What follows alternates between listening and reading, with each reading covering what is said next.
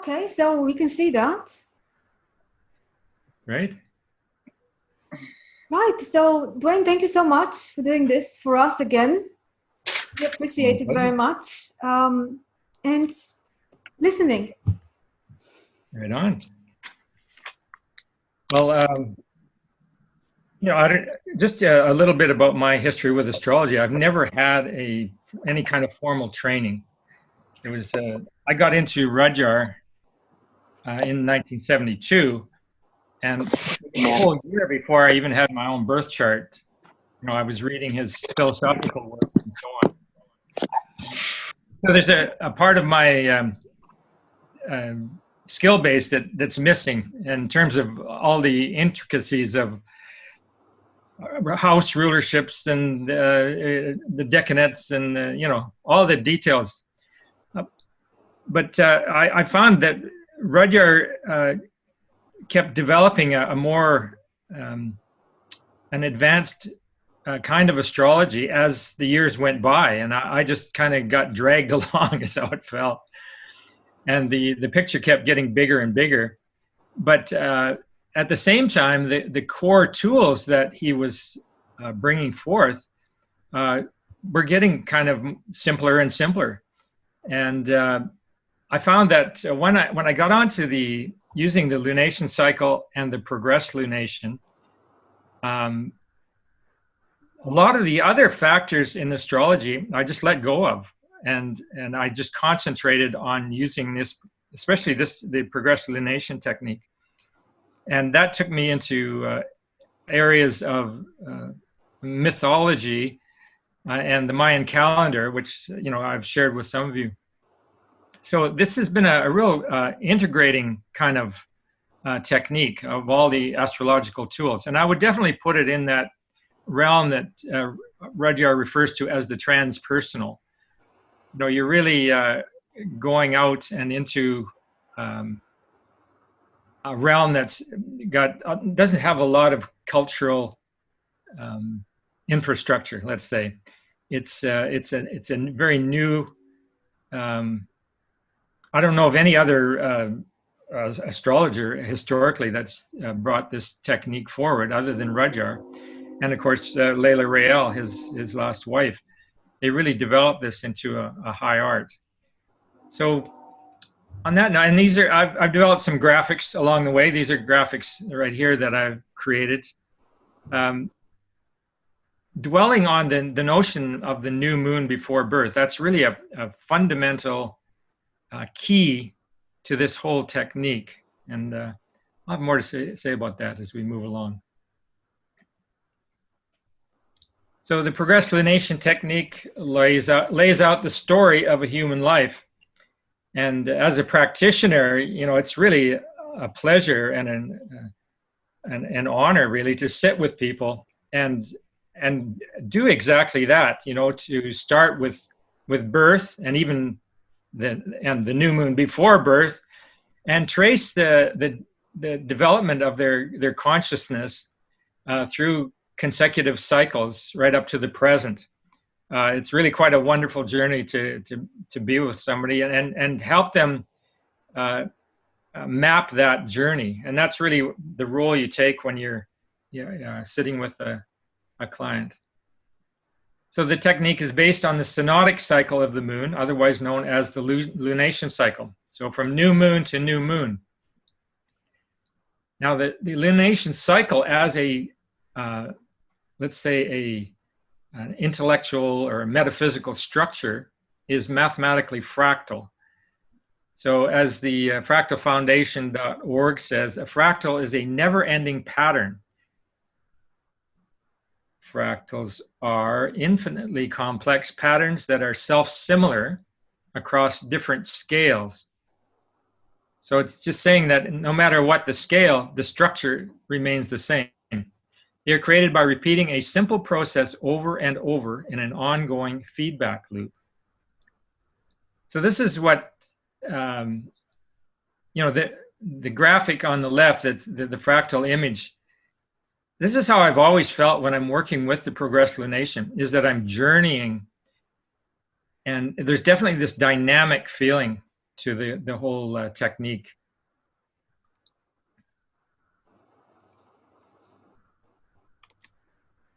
Now, for some reason, I'm not, there we go. The fractal nature of the lunation cycle makes it a veritable key to all worlds that can be used to examine the cycle of relationship linking any pair of celestial bodies. This includes the relationship between the progressed sun and the progressed moon, and which is termed the progressed lunation. So that's important to get, is that we're not looking at the progressed moon in isolation. We're looking at the angle that connects the progressed sun and the progressed moon. And the inner structure of the lunation cycle is what we're is the fundamental pattern that we're working with. So any two planets, when they conjoin, we would place that up at the new moon point at the top. So if you're doing, if you're mapping notes out, you've got this mandala of the lunation phases, and what you're going to do then is enter life events, but more specifically, you're going to be tracking specific inner realizations. The progressive lunation technique utilizes the lunation cycle to examine both the lunation birthday and the new moon prior to birth. So the lunation birthday is the phase of the moon that you were born at. And here's a quote from Rudyard. A simple look at the moon in the night sky can tell us whether it has reached the same of 8 discernible phases as the one at the moment of our birth. That is to say, our lunation birthday can be a matter of concrete, simple, and repeated experience every month. This allows us to feel frequently our attunement to the great rhythm of life, to resonate consciously every month to that aspect of the solilunar relationship which is imprinted indelibly upon the electromagnetic field of our total psychosomatic being. Every person born at full moon or first quarter time should be able every month to feel a deep, direct, elemental sense of recognition as his or her lunation birthday brings back this phase, representing, in an archetypal sense, his or her basic capacity for relationship to all earthly lives.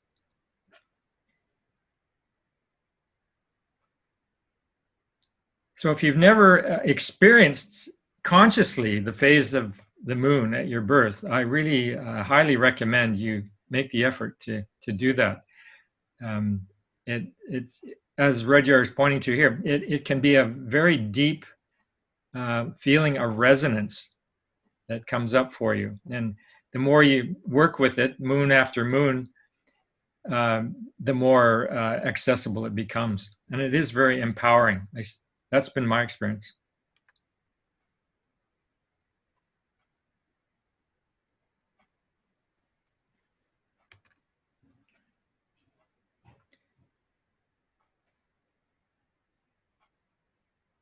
So there's my lunation birthday, being a waxing crescent individual. The sun-moon angle at my birth was 63 degrees. So that puts me, or 64 degrees, puts me in that waxing crescent sector of the lunation cycle. Another quote from Rudyard: the lunation cycle should be the very foundation of any astrological interpretation of personality, as well as of health and happiness or ease of function. Thus, the fact that a person is born at one phase or another of this solilunar cycle conditions and often determines his typical character. It defines the person's fundamental nature. So we're going right to the heart of our, the very essence of our being is what Rudyard's pointing us to here. Rudyard himself was born in the balsamic or seed portion of the the lunation cycle. Rudyard's eightfold lunation cycle model is especially helpful in distinguishing the archetypal qualities associated with one's lunation birthday. For example, his own lunation birthday is located in the balsamic or closing sector of the cycle. This is metaphorically the realm of the seed, and true to phase for Rudyard, the seed became the central icon of his long and productive life. Throughout his writings, he encouraged the emergence of seed men and seed women. According to Rudyard, these are people who have the vision and courage to wait and to, in some way, through their lives, through their example, and through whatever they leave after their deaths, become the seeds of the future world. And wasn't he an exemplar of that?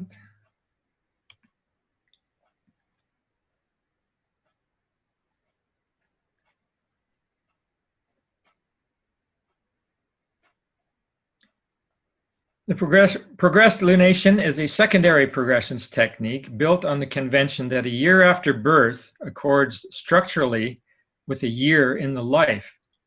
The technique integrates the progressed sun and the progressed moon via the constantly changing phase angle joining the two. The most primordial starting point for exploration of the progressed lunation is the new moon before birth.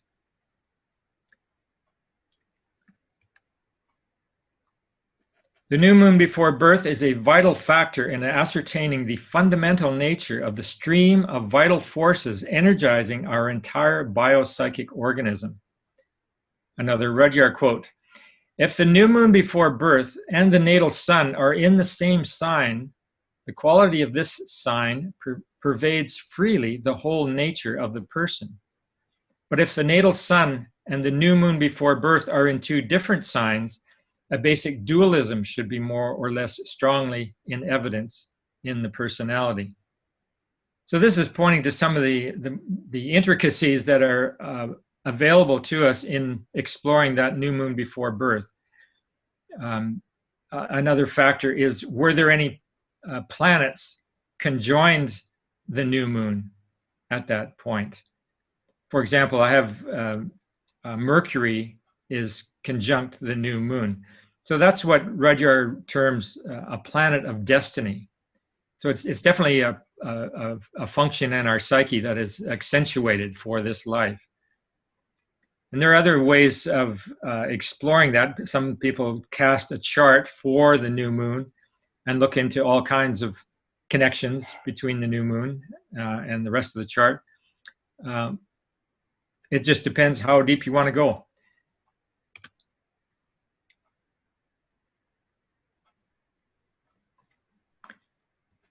So a while back, and based on my experience of the Rudyard Study Group on Facebook, I developed the graphics on the left as a way of consolidating in one image the different, this is now bringing in the Sabian symbols, which we talked about last week.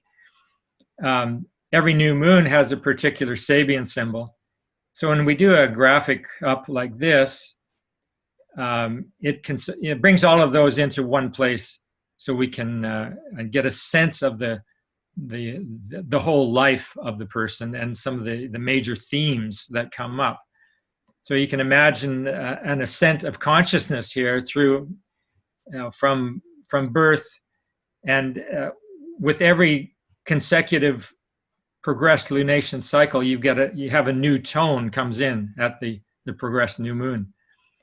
And that tone carries for the 29 and a half years of that cycle.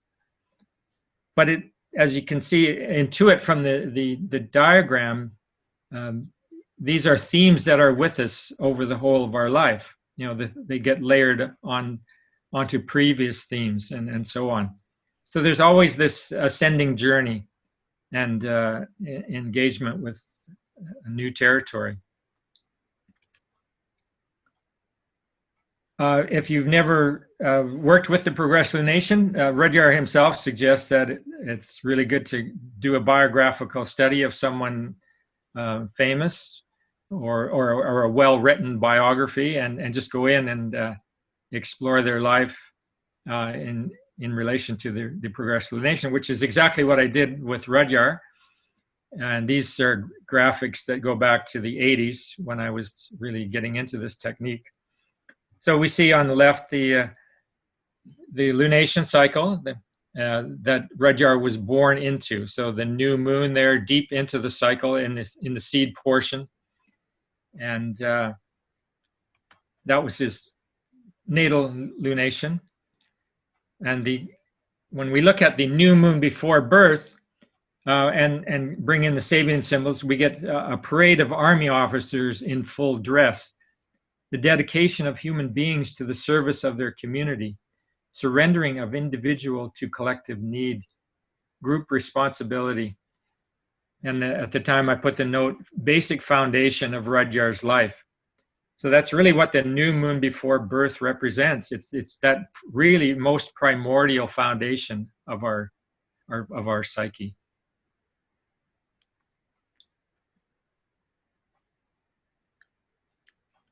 So these are notes that I made, and this is typically what you would do in exploring the progressive lunation technique. I've realized that in some of the investigations I've done, that little piece of paper, it just isn't big enough, 8.5 by 11. It'd be great to have a jumbo size to work with, because well, for some people, they go through so many changes and realizations that it can be quite a massive document, really.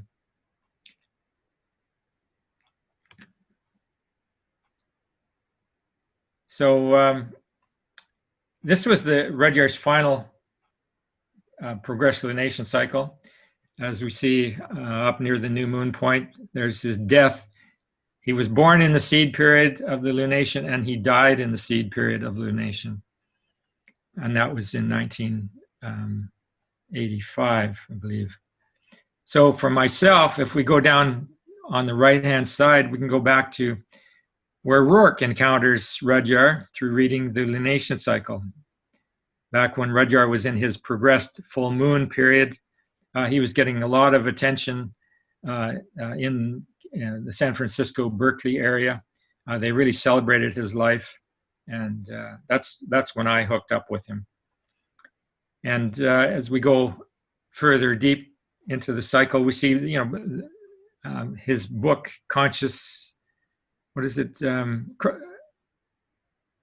Consciousness, Crisis, Creativity, right at the progressed last quarter. And then the emergence in the last few years before his life of the Rudyard Institute for Transpersonal Activity. Now, this is the archetypal seed group that developed around Rudyard and his works. And his wife, Leila Rael, who was, 30 years younger than him or 40 years younger, worked with him and a handful of people, Michael Mayer, who operates the Chaldea.com website. These people all pulled together to host 2 conferences prior to Rudyard's passing. I was fortunately at both of them, and they were really memorable events in my life. It was just so gratifying to see that for this man who had devoted so much of his life to future generations, that his legacy was being managed and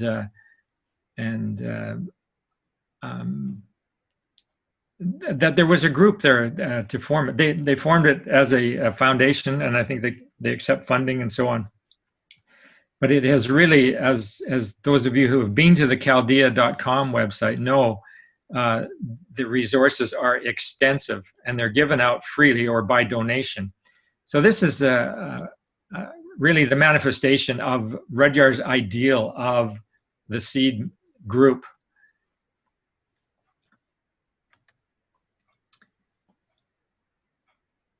Jose Arguelles was a young professor who Rudyard sought out because he saw Jose facilitating the kind of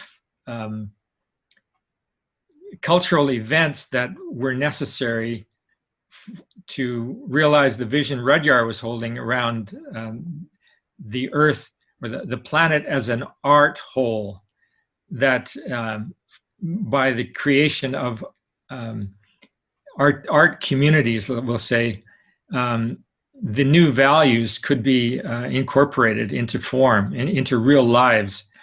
And he talks about the artist as avatar. And he saw Jose as a manifestation of the artist as avatar. Arguelles was a visionary art history professor who was a very radiant artist in his own right, who Rudyard befriended. And at one point became or offered to work with Jose as an apprentice, but Jose had already chosen to align himself with the Buddhist, the Tibetan Buddhist Trungpa Rinpoche. And here's a quote from Rudyard, him speaking to Jose. Even though you won't accept being my successor, I have to let you know that I know who you are. And they became very fast friends, and right up to the very end. Arguelles was fortunate to be at Rudyard's side, or at least with the body in the last, at the point of his death. And he was a devoted friend. And they exchanged a lot over the years. And if you go into Arguelles' life as a study, there's lots to work with. He certainly was a radiant, creative presence. And I worked with him in the 80s with the Harmonic Convergence event that he was the founder of.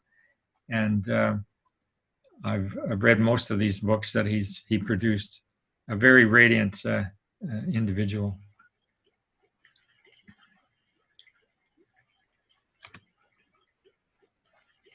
Now, as far as calculations go,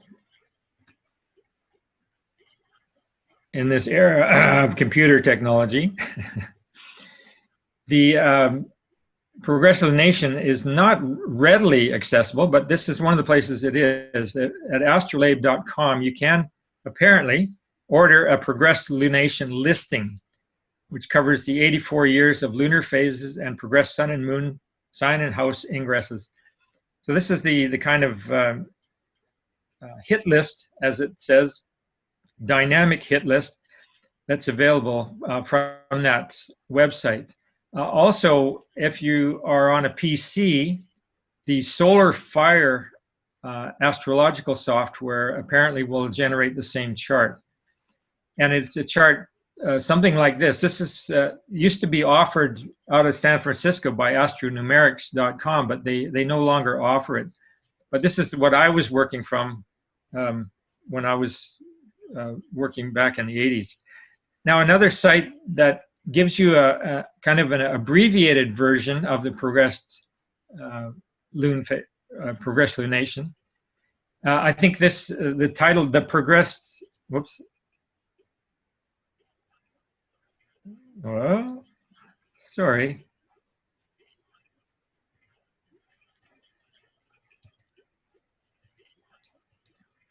One moment, please.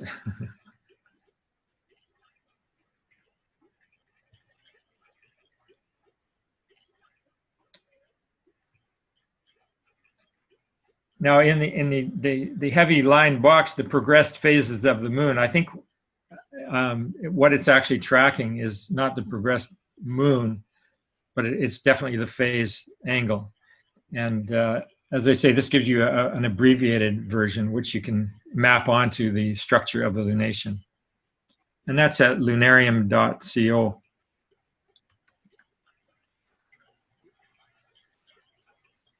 Now, for just the lunation birthday calculations, This is a great online calculator, www.moonpage.com. You can just fill in your data and click.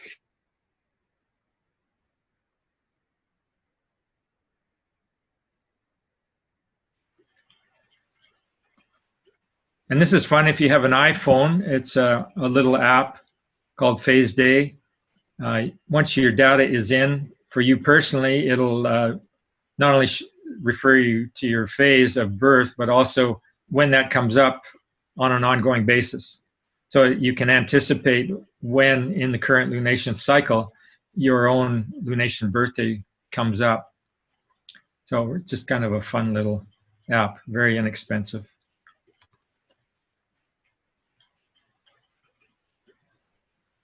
Resources I would recommend related to the progressive lunation. We have the lunation cycle, Rudyard's foundation work on the left. And also what came out 3 years later, Phases of the Moon by a trio of astrologers. Both books will explain exactly how to do the calculations manually, and also give all kinds of interpretive information and suggestions. Phases of the Moon builds on the work of the mystic W.B. Yeats. And Yeats actually gives a little phase portrait for each of 28 phases of the lunation. So it's a very interesting layer to explore when dealing with the lunation birthday and with the progressive lunation in general. This book is online through Chaldea, a new type of lunation guidance.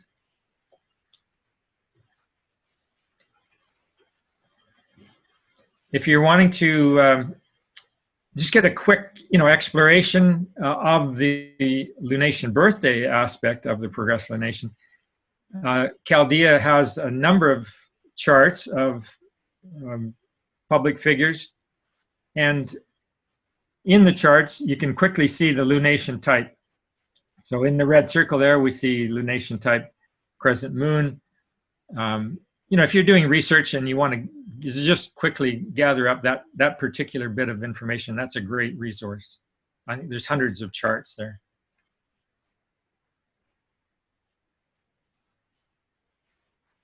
Of all the explanations that I've come across by Rudyard for the validity of the secondary progressions, this was an unexpected place to find it. But maybe I'll read through what he has to say here, because this really speaks to, well, so why does it work? And what he has to say is that in so-called secondary progressions, what takes place in the sky each day after the birth of a person gives us an archetypal or symbolic picture of the conditions which develop during 1 year of that person's actual living. Astrologers often say that this equivalence between a year of life and 1 day in the sky is based on the fact that the two basic frames of reference used in astrology are the year and the day. That is, the revolution of the Earth around the sun and the daily rotation of the Earth around its polar axis. Thus, a special relationship is said to exist between these two kinds of motion. It is a symbolic relationship, for there is no logical reason for establishing a causal relationship between the day following the birth moment and the first year of life. Yet, symbolic though it may be, the equivalence of day and year in astrological practice can be demonstrated to be valid.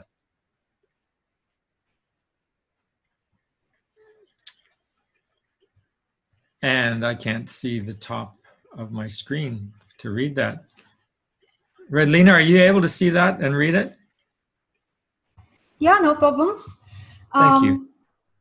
It has occurred to me, however, that the length of the gestation period in the human species, 9 months, may provide a significant clue to the problem of the validity of the secondary progressions. If the sun in astrology represents the life principle, and each month of solar motion releases a specific seasonal kind of life energy, it seems logical to me to expect that the complete formation of a man, who is thought to be a microcosmic condensation of the forces active in the macrocosm, or at least in the solar system, should take a whole year. As the embryonic development in the womb takes 9 months, it would be natural to assume that the extra 3 months needed to complete the solar cycle would refer to the also embryonic unfoldment of a psychic organism. Such a psychic organism exists in man as the basis for the operation of emotional mental faculties and the development of a reflective type of consciousness deeply anchored in social and cultural factors. A consciousness able to look upon itself, to question the motives and the value of instinctual behavior, and to think in terms of words, symbols, and abstract concepts. 3 months equal 90 to 92 days, and if we consider the period of 90 years as a normal maximum length of a human life, at least in the present state of the solar system, and according to the length of the Earth's revolution, which evidently are not necessarily constant, then the 90 days after birth would represent the time during which progressions are effective in terms of the life of a human being, the time for the release of all the kinds of solar energy needed for the full development of man's psychic and mental capabilities. What happens in the solar system during the 90 days after birth would therefore present us with an archetypal blueprint for the growth of the individual's consciousness, or if we use the term in its broadest and most precise sense, his intelligence.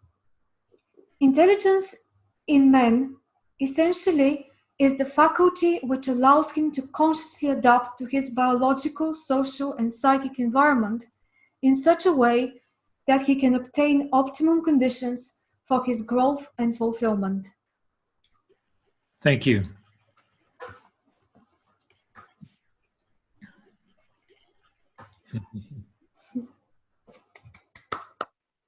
Are there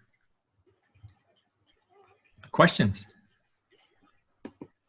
And I'm very interested in Jose Arguelles. I'm not sure how to pronounce the name exactly. I have just heard the name reading Rudyard, but I didn't know they were so close and so involved with each other. I know barely nothing about him, so if you want to share any of his books or anything else, where shall we start if I want to read more about him? There's a fabulous biography. Mm-hmm. Let's see. Do you mean Rudyard's biography? No, you're referring to Arguelles, I thought. Yes. I thought you said I can find something in Rudyard's biography. But no, there's a biography of Arguelles called, I think it's 2012 biography of a time traveler. Mm-hmm. Rudyard comes up many times in the book, so it's really a very interesting analysis of their connection, very personal too, to the point of at one point, with the birth of the Arguelles' first child, they more or less postponed it because they didn't want it, the baby to come on Arguelles or on Jose's birthday, and they were aware of the Sabian symbols, and they postponed the birth until the next day, kind of thing. So I thought that was a little Sabian anecdote that you wouldn't come across anywhere else but a biography like that. Mm-hmm. But Rudyard really represented to Jose a Western spiritual tradition, and there was, I think, in some of their walks and talks, there was a direct transmission of knowledge between the two. in a really energetic way. And I know Arguelles, even though he didn't pull into that successor place, he very highly regarded Arguelles and his work. A lot of the Planet Art network that Arguelles established is geared, and still is operative, even though he passed away, is about establishing art communities that are geared to planetary consciousness. And he developed models for that, like seed templates for people to work with. He has the whole calendar change movement, aligning people with the Mayan calendar as he has interpreted it. And yeah, it was a very vital relationship they had. Very interesting.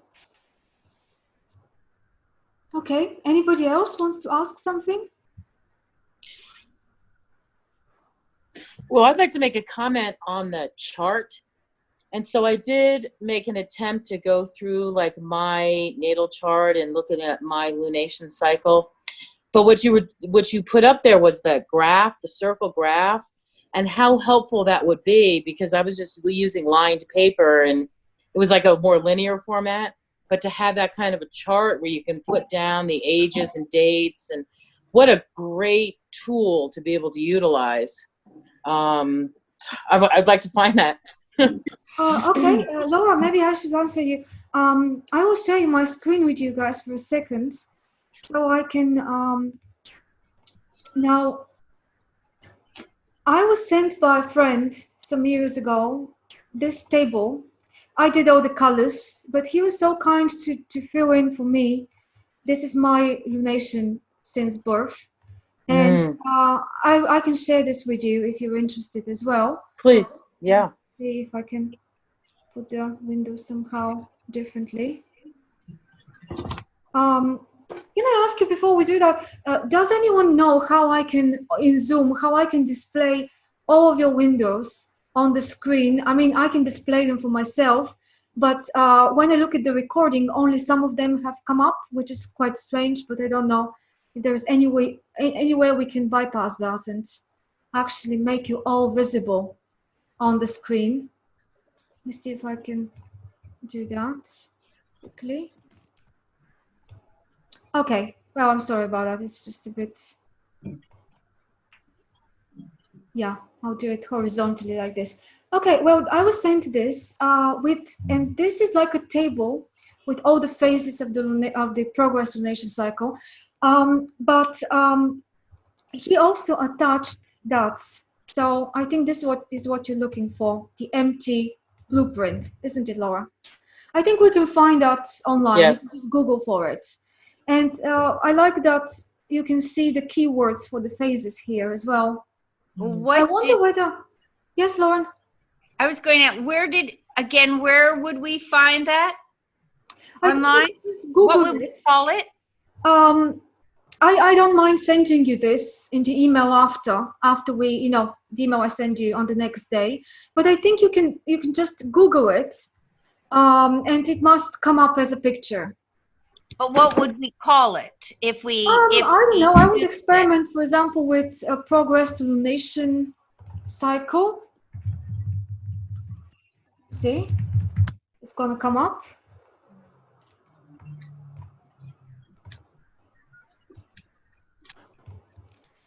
Okay.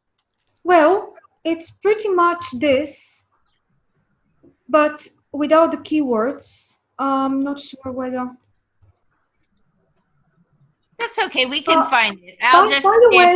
By the way, you've got it. If you have the book, The Lunation Cycle by Roger, at the end of the book, there are a few blank layouts of this, which I guess people can just photocopy or do something like that. Yeah, at the end of the book, there were a few blank ones. But yeah, I'm sure we can find it online somewhere, and I can send you this. But I don't. Oh, go ahead. Sorry. No, go ahead. Go ahead. No, you finish because I have another question. So it's another question. So you finish. I what was you're just wondering before I mean, you can go ahead with the question. I was just wondering, shall we go back to basics a little bit? For those of you that may not be very familiar, how to calculate it and how to work it out, actually. My question almost is very basic. That I'll just go ahead then and say, I prepared my life history. You know, I went to Lunarium. Yes. But now I'm thinking maybe I did it all wrong, because when it said I put in my birth date and I didn't put in the birth date of my pre-birth, I just put in my real birthday. And then it came with this year, that, you know, like, and it started me off at 5 years old. So I was pretty confused what happened to before 5 years old. Okay. And so I just left it blank, and I hope I didn't make a mistake for the whole thing. No, you didn't make a mistake. That's a good opportunity to explain to everyone how this works with the Lunarium. It always starts, it's just a funny website. It always starts, the first phase it gives you, the first step on the cycle it gives you is the one that happened after your birth. So if full moon was the thing that happened first time-wise after your birth, that's going to be the one listed. Yeah, so but this one is not taking into account the new moon before birth. Okay. So I personally, maybe you know other places where this can be checked, but I personally always check the new moon before birth in astro.com, or if you have another software or something. But here if you go to, you know, my whatever chart, and you just simply choose from the list natal and prenatal new moon. That's how you get your new moon before birth, and you just make a note of it. Even here you can see what date that was. So I was born on the 24th of October, and this is showing me that the last new moon before my birthday was on the 22nd of October on that same year. So it was just 2 days before birth. And that's how you actually that makes it very easy to work out the phase under which you were born. That's clearly a new moon phase because it's just 2 days after birth. But that's not part of Lunarium unless you have something like Dahia's case.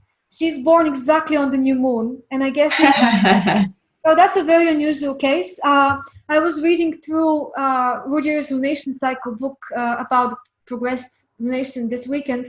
I noticed that in one place he's saying almost no one is born on the new moon. Maybe you remember that, Duane, as well. And I thought of Dahlia that we have an example of someone born exactly on the new moon, which is very interesting. I guess if you do your calculation in Lunarium, do you mind me doing the calculation for you so I can show it to others as an example? Sure. I just wanted to ask you, so in Lunarium, where do you go exactly? Do you go on calendars, calculators? Where do you go? Yeah, that's a very good question. On Lunarium, you choose from the menu main phases of your life. So let me show you here. You go to calculators, first of all. Uh-huh. So here on the menu, we look for, sorry, that's a bit funny with this. So calculators, and then main phases of your life. Ah, it's a bit fantastic. Point. It's not that. In fact, because you showed this to us last week, exactly, that I was able to find it. Without that, I don't think I could have found where to go. Yeah, it's a bit tricky, isn't it? Yeah. Yeah, I was looking for many places online. Maybe others exist as well, but to calculate the different phases of the lunation, and that was pretty much the only one I found. But this is a little bit strange. We really need to get used to it, because now let's use Dahlia as an example. So she was born in 84, right? I just hope I remember. Yeah, 84. Okay, 24th of October. We've got the same birthday, which is very. Yeah, can't forget the date, huh? Yeah, I never forget the date. That's why it's easy for me. What was the time of your birth, Dahlia? It was 1514, darling. 15. Okay, so basically 3:15 p.m., right? Yes. And you were born which time zone? Now this is a bit tricky here. So well, it was Ukraine, so it'd be Kiev. Moscow would be the same one, I think. Moscow will be the same one. Okay, then I guess we are looking for. Well, they have Eastern Europe. Maybe they just put everything in Eastern Well, what Europe. about Minsk? Minsk is the same one as well. All Yeah. right, so we'll choose Minsk. Yeah, it just gives us limited options, this website. We can just enter the place of birth. We have to choose the one that's there. So that's what we've got. So, that's very interesting. That's very strange. Let me see if I made a mistake or something. So try Minsk again. Click on the day, on the birth time zone. Right on top there was Kiev. You see Kiev, Riga, Sofia? Oh yeah. Right there. Okay. So it should be that one then. Okay, it's still giving us the same thing. But yeah, interestingly, it started the list with the first quarter moon. So that's the first, presumably the first phase after you were born, but that's, okay, yeah, okay. That's because this website is only giving us new moon, full moon, and the quarters, the first quarter or the last quarter. It doesn't give us all the 8 steps. Yeah, the cycle has 8 steps, but these are considered to be the main ones, the squares, the opposition, and the conjunction. And it's still very helpful, because I think here we can now see that you were born on the new moon. So it's disregarding that, obviously. And it's giving us the one right after. So the main one right after is the first quarter moon, right? And it just gives us the date when it happens. And now when I pick up this date, 23rd of October 91, I go back to astro.com. So what we're doing here is I've got Daria's chart saved. So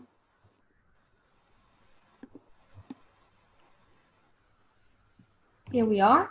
And now I try to look at the transits. Was it the transits? Yeah, I look at the transits for that date. So Lunarian told us 23rd of October, 1991. So here I enter that.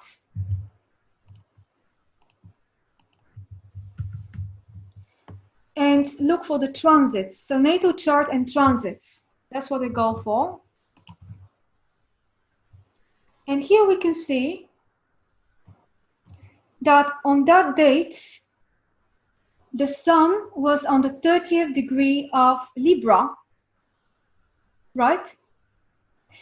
And in order to figure out, this is a square. So the first quarter moon in the progressed lunation cycle means that the progress sun and the progress moon have to be in a square aspect, exactly, right?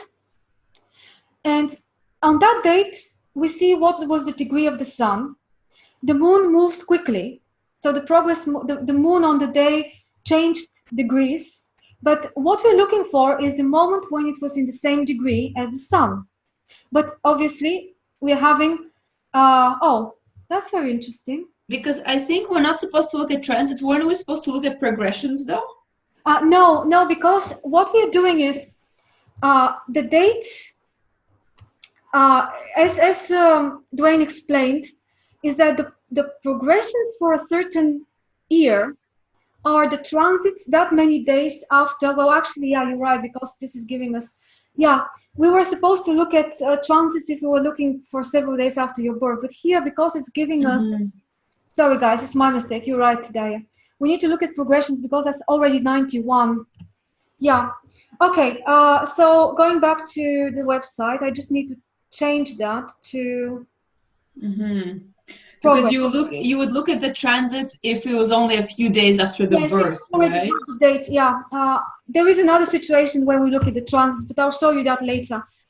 So here, yeah, you see that's very clear that on that date we had the moon in Aquarius and the sun in Scorpio.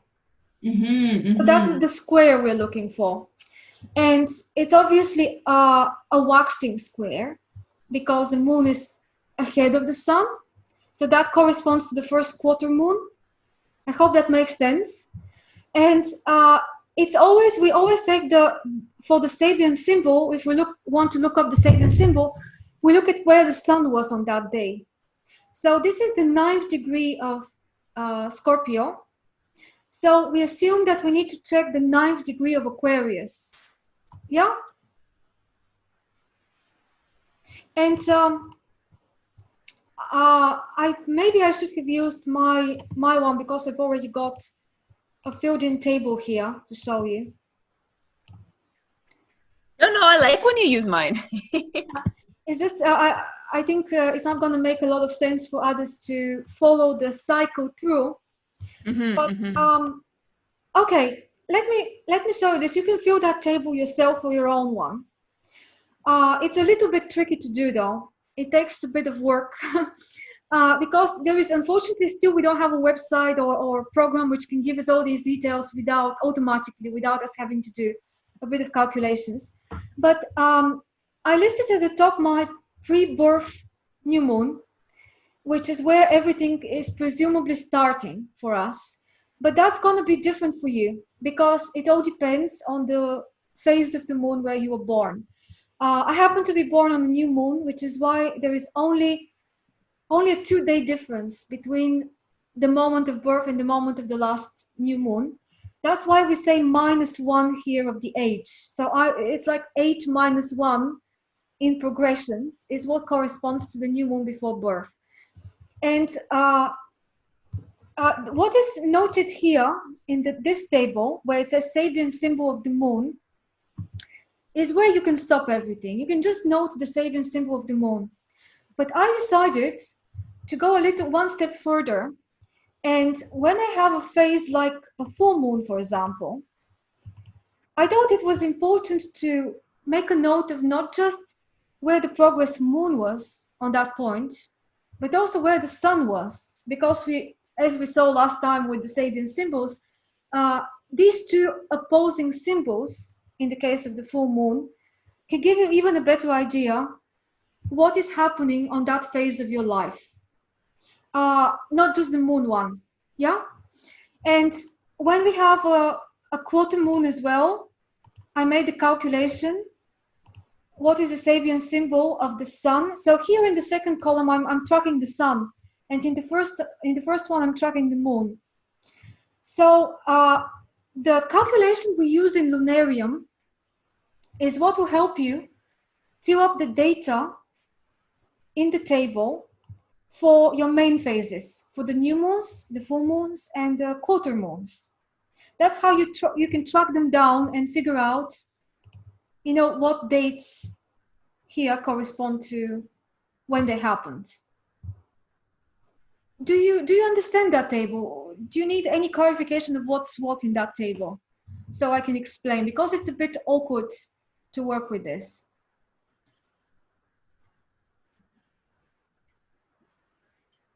So maybe just to explain, it says, for example, phase 336, phase 24, phase 73.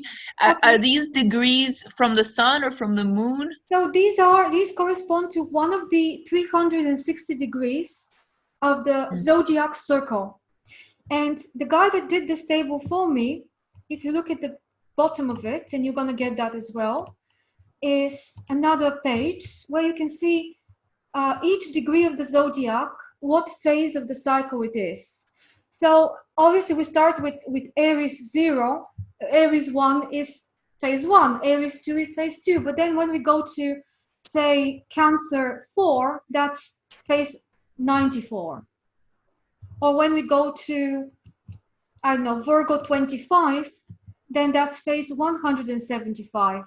Yeah, this is the step in the 360 degree cycle of the zodiac. Every sign of the zodiac has 30 degrees, so we move 30 steps at a time to calculate that. Well, this is not that important. The reason why this is included in the table is because, now here is the trick. How do you calculate those small phases here? The waxing crescent, the waxing gibbous, the waning gibbous, and so on. Because these are not given to us in Lunarium. We don't have them. We don't know when they happened. So what we can do is, you start off working out the main phases first, and you fill up the table with them. And then what you can do is, for example, you see my waxing quarter is at phase 305 here. And then the full moon is at phase 42. What I can do is, using the calculator, you do this, 305 plus 42 divided by the sum of that, divided by 2, is 173.5. And that's what we've got here. If we round that up to the next degree, to the next phase, we've got phase 174. So we go down here to check what's that. 174 gives us Virgo 24. So the 24th degree of Virgo. And then going back here,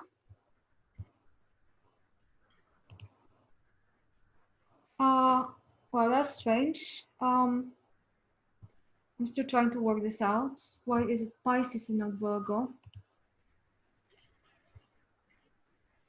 So he filled this in for me. So I'm still trying to work that out. Is it because, okay. So yeah, you need to be careful here because it's the same distance from, when you have the list like this and the phase which is following, so 42 in this case follows 305.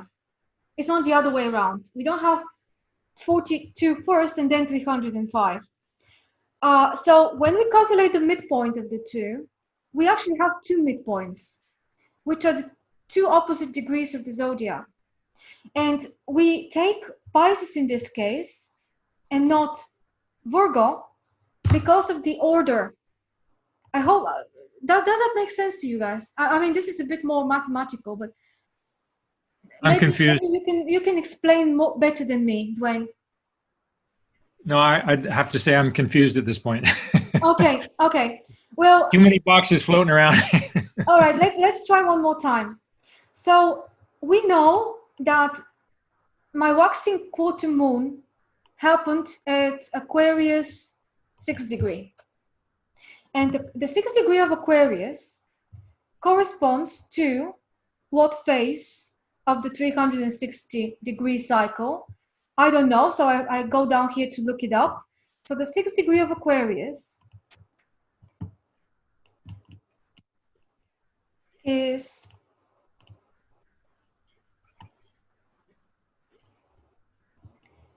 phase 306, right? Then I go back to the table. Well, he rounded it up to 305, but you see the logic, yeah?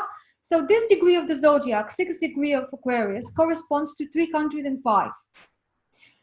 Then he did the same for the full moon.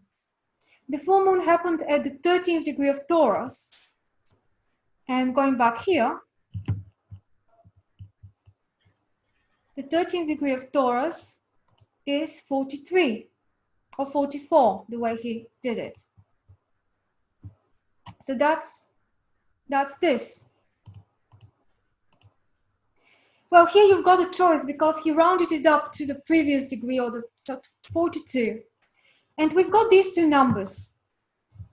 And because the waxing gibbous phase happened exactly in between the waxing quarter and the full moon, the way to work out what sign of the zodiac and what degree of the zodiac that happened in, because there is no way we can do that without lots of experimentation with the tables, is by finding the midpoint phase of that. And the midpoint phase is 174. Then I go back here, and 174 is Virgo 25. But then I need to remember that this is just one of the two possible midpoints between these two parts of the, the opposition. So one would be Virgo 25, the other one would be Pisces 25, right? If we imagine the circle of the zodiac. And now, because here the smaller number follows the bigger number, we have 305 first and then 42, not the other way around. That's why we choose the other number opposite to what this is giving us. Okay. So this is giving us Virgo 25, but we can see that it's Pisces, because it is impossible in a lunation cycle to have Virgo after Aquarius. That's another way to figure that out. If this previous phase, the quota was Aquarius something, then logically the next one needs to be close to it next in the zodiac. And that's how, we figured out that it's actually Pisces 25, not Virgo 25. Does it make sense? Yes. I think this table just needs a little bit. You need to, when you start doing the calculation for yourself, for your own case, slowly, step by step, things fall into place. When you, by just looking in that, it's very difficult. It's really difficult. Now, going back to how you work out the main phases first. Now that's the main part, where you start from. Now, Lauren, if you calculated your one, what was the first phase that it gave you? I just brought it up to remember. I think it gave me full moon first. Okay. Let me bring it. I'm not very good with Zoom, and so when your screen is up, I would love to know how to bring up what else I have on the. Okay, here. Can you still hear me? Yes, yes. Okay. My first one was the full moon, and that was in 1958. I'm 5 years old. Right.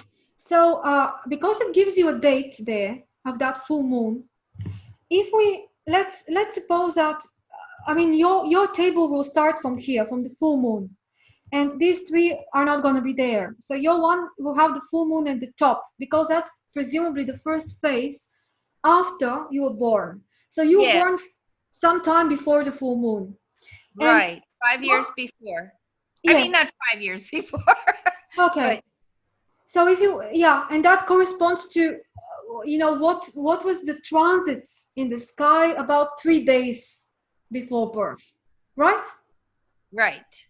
Now, what date is it giving you there? For that, again. Now, this is something I didn't quite understand. It says 17.05.1958. Okay. So I don't know exactly what 17 means. And what does that mean? The 17th, this is the date. Maybe because you were in the United States, you're used to looking at the dates. So it's May 17th. Exactly.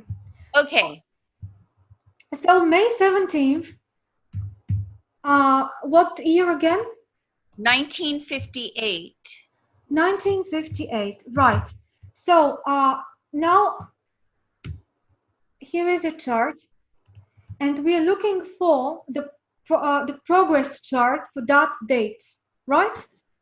Because it's telling us, Lunarium is telling us that on that date in 58, you experienced in your life by progressions. So the progressions of your chart have come to a stage where the progress sun and the progress moon were forming a full moon aspect, right? So what we're trying to do now is to check the chart for your progress chart for that date. I'm trying to get me back to see you, and I'm not very good with this. Oh, can you not see? How do I find your chart? How do I find you again? You can try just push Zoom, that little icon at top. Yes. And just then click on it again. Let's see. Not share screen. Let's see. I'm trying to. Does anybody know how to help me get back to your screen? What I would do, I've got that little icon of the video. Well, I'm not sure because I don't see your screen, but you know, there is an, do you have a keyboard in front of you? Yes. There is a short, where you can use the combination Alt and Tab. You press the Alt and then you press the Tab, and it will give you an option to, by pressing the Tab again and again, holding the Alt down, you can switch between the windows. Okay, I've got, that's how I saw that. Let's see. So you hold the Alt and then you press the Tab. I think I've got, are we looking at Laura Kingan's chart right now? Oh yeah, I'm sorry, I had pressed on Laura. I was looking for yours. Okay, so I at least I found it. Until one after the other. So Right. Here we go. Okay, now we have the right chart. So this Yes. is your progress chart for the date 17th of May 1958. And we Oh, can see here, progress Sun, 10th degree of Aries, and progress Moon, 10th degree of Libra. And that's exactly what we were expecting because we're looking for the full moon aspect. And this is the full moon. They're opposite each other, exactly, on that date. Right? okay. And then you need to fill up your table now. Let's suppose that was your full moon here that we're trying to fill. Then here you need to make sure that you make a note of the Sabian symbol for the 10th degree of Libra.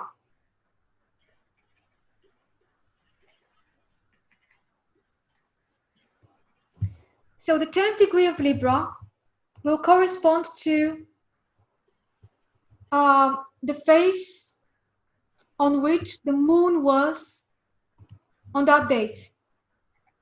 And my suggestion will be, just for more, I don't know, for more comprehensive exploration of that, to also make a note of the opposite degree, which is where the sun was at that point, the progress sun. That would be the 10th degree of Aries in your case. So exploring these two symbols will give you an idea of what was this phase of your life about. And also, we can see that this progress chart for the full moon corresponds to the 30th of March, 1953. You see here? That's the 30th of March, 1953, is the date 5 days after you were born, pretty much, isn't it? You were born on the 25th of March. Right. And this is how we see that this phase, the full moon phase of the progress lunation cycle, happened to you when you were 5 years old. Right? Yes, it did. That's what it said. So that's how we can fill in the table here, the age of it. You see, well, 12 years old. In your case, that would be 5 years old. And you can also fill in here the year when, well, the year is given to you by lunarium. That's the year 1958. You've got the sign this way, which is Libra.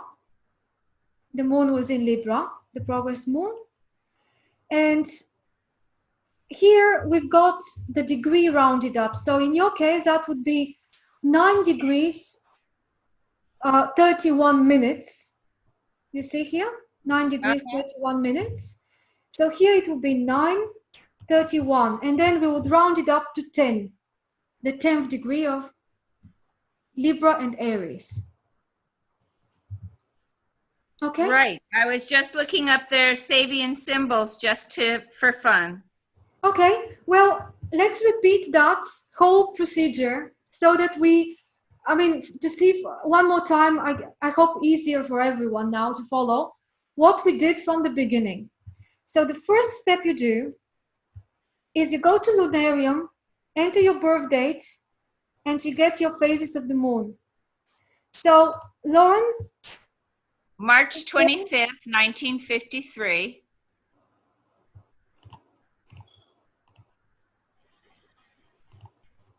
Okay. The And time? 4:26. Sorry, 4? 4:26 in the morning. Okay. And you were born Washington, D.C. So in this chart, it just says East Coast, United States, is the way I found it here. Okay, East Coast. Eastern time. There it is. Time? Is that the one? Yes, it is. Okay. Right. And that's AM. Right. Calculate. Here we've got number 1 phase given to us, the full moon. Yes. The progress full moon. So Lauren was born just before the current, at the time, monthly cycle of the moon had reached its middle point, the full moon. I used this website, yeah, which is giving us a very handy calendar with the 4 major moon phases in any year we choose to check. So if we enter 1953, the year when Lauren was born, and it was, what city in the United States were you born in, Lauren? Washington, D.C. Washington. So actually, no, we only have, okay, United States here, so never mind. Okay, and you were born in March. Here is March. Yep. We've got the dates of the cycle in March. So we see here, I'll make that a little bigger for you. You see here, in March 1953, the new moon happens on the 15th. Yes. And then there was a first quarter moon on the 22nd. And then there was a full moon on the 30th of that month. That's what we're following. Basically, for those of you that are new to this whole thing, every month we've got a lunation cycle going on, which is the phases of the moon cycle. The changing relationship, it's called the synodic cycle, between the moon and the sun. Every time it starts with a new moon and it ends with the next new moon. And we've got those main steps in the cycle. First quarter, 1 week after the new moon. Full moon, 2 weeks after the new moon. Second quarter, 3 weeks after the new moon. And then one week, the fourth weekend is when the whole cycle begins again.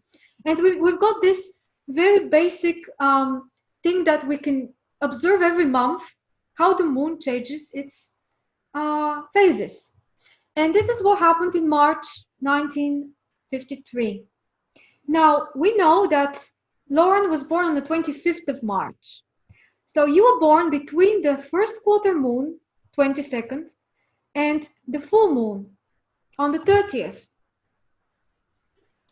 And this is then, even before we have checked Lunarium, this is immediately telling you that if you check the Lunarium website, the first phase it's going to give you in your then progressed lunation cycle will be the full moon.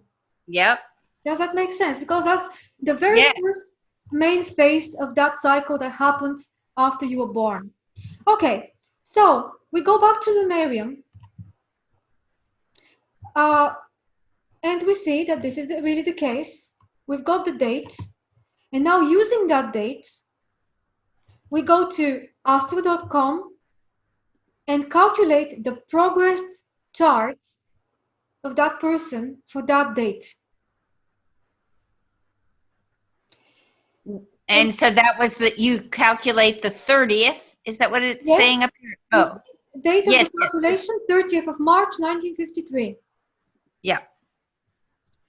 Well, this is automatically given to us when we calculate the progress chart for the 17th of May, 1958. So Lunarium gave us this 17th of May, 1958. It gave us what was the date, what year after, how many years after you were born. But because that's 5 years after you were born, presumably we are expecting to see 5 days after you were born. That's the transits. Yes, because each day responds to a year Exactly. in this process. Exactly. And because we are following the progressed lunation cycle, we're not following the real one. Well, if we're following the real one, we need to go back to 1953 when you were born, and month by month by month, we need to see how things are, progressing in that cycle. So looking back at this calendar, we will then see that the next phase after the full moon will be in April, the 6th of April. We're going to have the second quarter, and then there would be the next new moon on the 13th of April, right? Right. And that 13th of April, when we see the lunarium calculation, we see that the very first time you had this very important, the most important phase of that cycle is when we have new moons happening. Yeah? And Yeah. the very first time when you had a progress new moon was on the 4th of September, 1972. And going back to here, I entered that date. So what was it again? The 4th of September, 72. September 1972. And if we check the progress chart for that date, You have August instead of September. yeah, sometimes it does that to me. I don't know why. Sorry about that. I saw you tried to do September. Yes. Well spotted. So, yeah, expectedly, we find exactly on that date the progress sun and the progress moon exactly in the same degree. Wow. Which in other words means new moon. This is the progress new moon. And here we can see it. They are together. And for reference, the software has calculated exactly what we were expecting. The 30th of April, 1953, when there was an actual new moon in the sky. And this actual new moon happened on the 24th degree of Aries. Right? Right. And that corresponds to your first progressed new moon in your life. And from there we can check the the Sabian symbol for that. Blown inward by the wind, the curtains of an open window take the shape of a cornucopia. Yes. Very special symbol. By the way, that's the symbol of my Jupiter in my chart. Aha. And I think Rudyard had it as well somewhere, if I'm not mistaken. But yeah, that's a very interesting symbol. So now you've Wow, that really corresponds to what was going on in my life. I had just arrived in Ibiza, Spain. No. That was when I began my Oberlin time. But anyway, I was very interested when I did the life history according to these things. Would you like to tell us about it? Now, if we go back to Lunarium and for everyone to see your faces, we can see you had a new moon in 72, that one that we just mentioned. And it lasted 30 years, more or less. So that's the distance we've got, the period we've got between every progressed new moon and the following, because in a month, that's roughly how long it takes, about 28, 29 days for the moon to make full circle in the zodiac and start the next new moon. And the next new moon is always, when we look at that progressed new moon cycle, is always happening in the next degree of the zodiac I mean, the sun. So if the sun was, in your case, 24th degree of Aries, then the next time around, in 30 years, 29 years, we would be expecting to see that sun somewhere at the end of Taurus. So then your next new moon happened in 2002, right? And if you check the progress chart for this 18th of January. Wow, this is so interesting to do. 2002. February instead, right? Or did that come out right? Was it not January? No, January. It was January. Okay. January 18th. Yeah, 18th of January 2002. Yes. You see? Another new moon. In the Taurus now. Now in 23 Taurus, 23rd degree of Taurus. The logic of it is, for 1 month, the sun moves approximately 30 degrees forward. Yeah, that makes sense. And then the moon catches up with it. The moon makes one full circle, but now meets it in the next sign. And then in the next sign and in the next sign with every cycle. So if you had your progress new moon in Aries in 72, you always expect to see it in Taurus in 2002. And then you're going to have another one in 31. Yeah? Yeah. And that's going to be in Gemini. Yeah. So that's how it works. And if you want, you can tell us something about, those main phases of life every time we have a new moon by progression in our lives. And this is the most individual factor in astrology. That progress lunation cycle is just your one. Nobody else follows that step-by-step cycle and process and path in this sort of way. Because everything starts from the phase of the moon where you were born, and then all those phases of the progress lunation cycle apply just to you and to nobody else.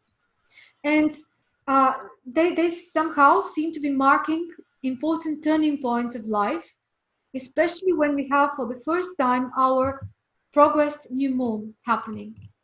Some people can have it literally a couple of years after they were born. If they were born at the end of the lunation cycle of that month, like Rudyard is, yeah, like Dwayne demonstrated, Rudyard was born on the balsamic phase of the cycle. Moments before, days before a new moon happened. So he experienced his actual first progressed new moon just several days after he was born. Well, you experienced it 5 years after you were born.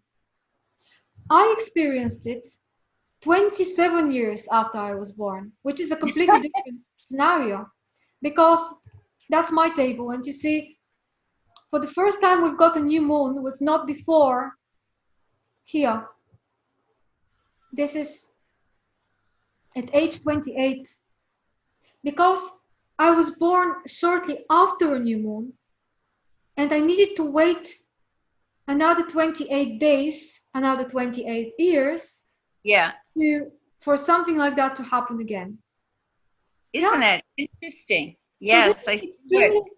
That's what's making this technique so personal. And so every time I have followed it for myself or for people I know, where what really happened in the life of that person in these crucial stages, in these years, when they had a first quarter moon or a full moon or a new moon especially, then it's so easy to see how much of a turning point that year was for them. And what I try for, partially for fun and partially just to try to give some perspective to people that come for consultations to me, is I try to track down what was the last time they had a progress new moon. And if this, especially if that happens to be quite recently, and or if not, whatever, and everything also depends on the age of the person. But I sometimes ask the question, do you remember something particularly interesting, or like what do you remember from, say, the date of that moon, last progress new moon? And every time I get the answer that they do remember that year, and something really could be said to divide their life into the time before that year and the time after that year. It's so interesting. I'm seeing that's true in my life as well. Of course it would be. Would you like to tell us about it? Yeah, I let me get to what I wrote up. Let me see if I can do the little thing for the screen and bring that up. Can you still hear me? Mm-hmm. Okay, Yes. there we go. And I goofed it up in the sense that I can't believe I was so dumb as I was thinking 4/9/72 was April 9th, 72. It makes much more sense in my life to say September 4th is what you're saying it is, right? Yeah, it is September 4th, yeah. Okay, so at that point, I'm starting my second year at Oberlin College, and I was a math major, and I can't believe how much my life changed right then, is because in September, my romantic relationship of my past high school ended, and I was so devastated. I decided I better get physical, and I went to the gym. And if you've heard of a man named Dan Melman, he was our PA. He wrote the book Peaceful Warrior. Have you anybody heard of Dan Melman, Peaceful Warrior? And Yes. Yeah. he was my PE teacher who was teaching a brand new course on consciousness. And it was 3 hours in the morning, run 5 miles a day, swim 30 laps, and then go and do Aikido and read books like the Castellano books, Don Juan Castel. Yeah, What's his name? Castaneda. Yes, all that, and 3 Pillars of Zen. And every week we had to read another metaphysical book, plus learn Aikido. Okay, there was that.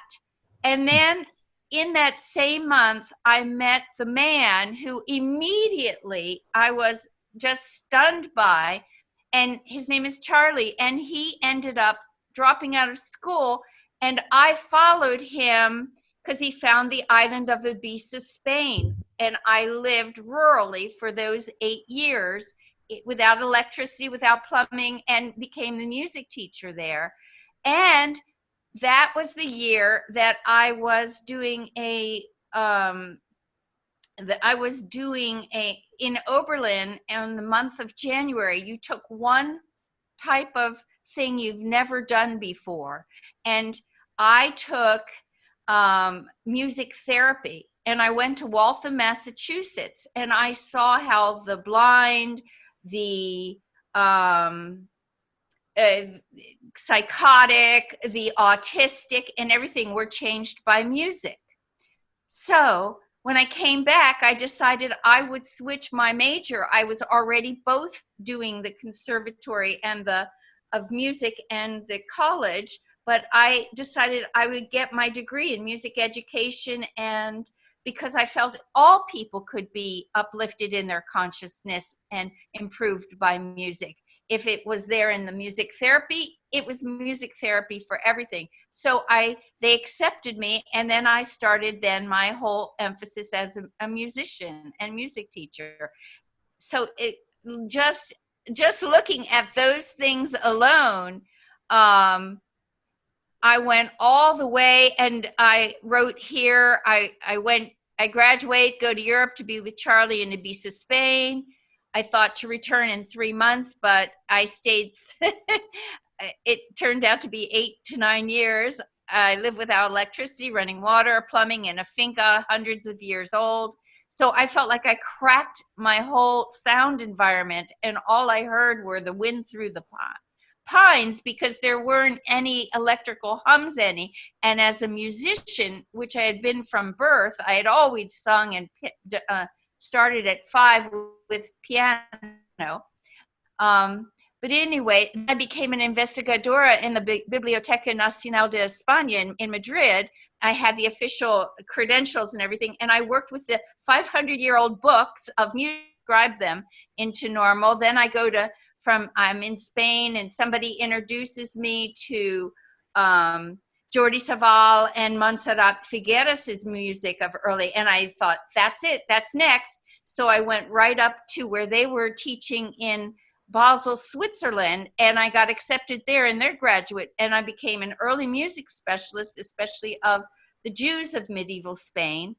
And then I also start working in the hotels of Ibiza 4 to 5 nights a week in their 4- and 5-star hotels, you know, doing folk music of Bob Dylan and Joni Mitchell and everything the Europeans wanted to hear from me. So that is what I wrote for that first period of time. It was that was huge pivot time of my life. That's still ramifications today. Yeah. This is very interesting that for you personally, that corresponded with age 19 pretty much, isn't it? When you had the new moon? That wasn't age 19, that was age 20. Oh, wait a minute, you might be right. I'm thinking, So yes, it 72. was age 19. Yes, 72, you should have been like 18, 19 years old. Yes. Yeah, and not everyone experiences a new moon, progress new moon at that age. This is the personal factor here. And now what you can do with your new moon phase and what sort of impulse that leads you to and what sort of things happen afterwards is very, very much dependent on what age we experience it on. You know, some people experience it when they're very young, let's say 5 years old or something like this, and then they get the very first one that matters is the one at around 35 years old in this case. Yeah.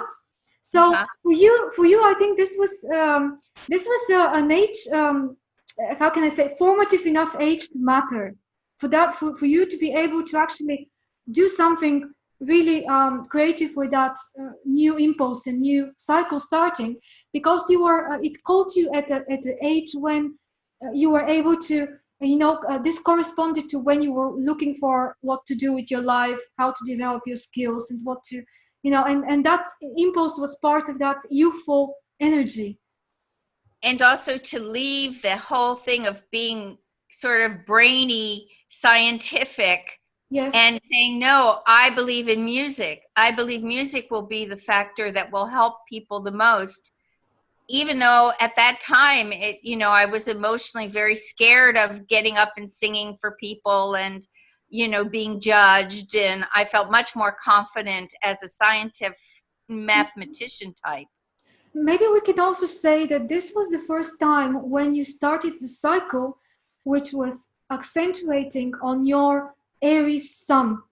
Because you were born, if we check, now this is something very important, which Dwayne mentioned, but the new moon before birth happens either in the same sign where the sun is, the sun sign of the person is, or the previous sign. These are the two options. And Lauren, you are one of those cases when we have a different sign of the new moon before birth. So the new moon before birth, we checked that once, if you remember, was at the end of Pisces. So you were born during a cycle, during a month, which was a so-called Piscean month. But you have the sun in Aries, right? Right. And when you experienced the first progressed new moon in 72, the sun and the moon were in Aries now. So this is a new impulse, a new beginning under the sign of Aries. Now the same sign where you've got your personal sun.